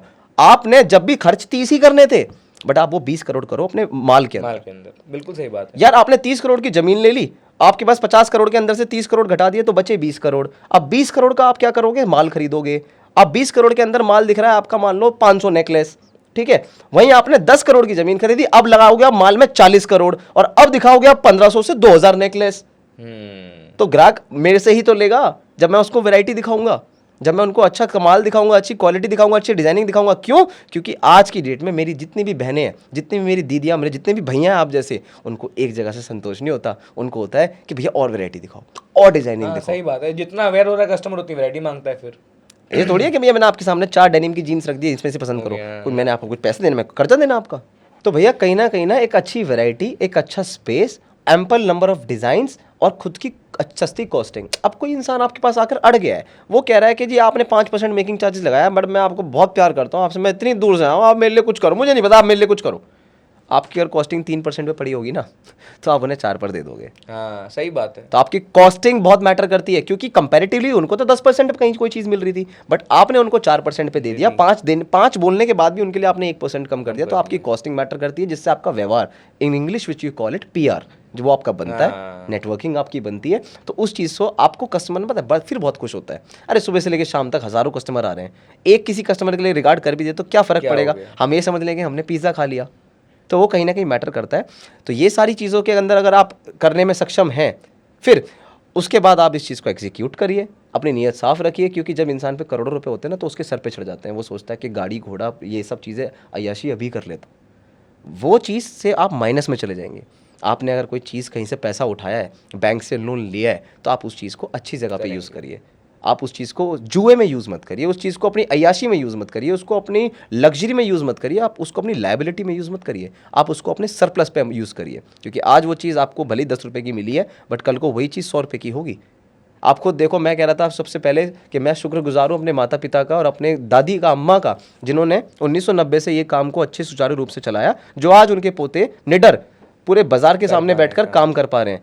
यदि अगर अम्मा ने कोई क्वालिटी में 19-20 कर दिया होता, या फिर मेरे पिताजी ने कोई ऐसा काम कर दिया होता कि जिसकी वजह से आज हमारा वजूद खत्म हो जाए, तो फिर ऐसी क्या फ़ायदा?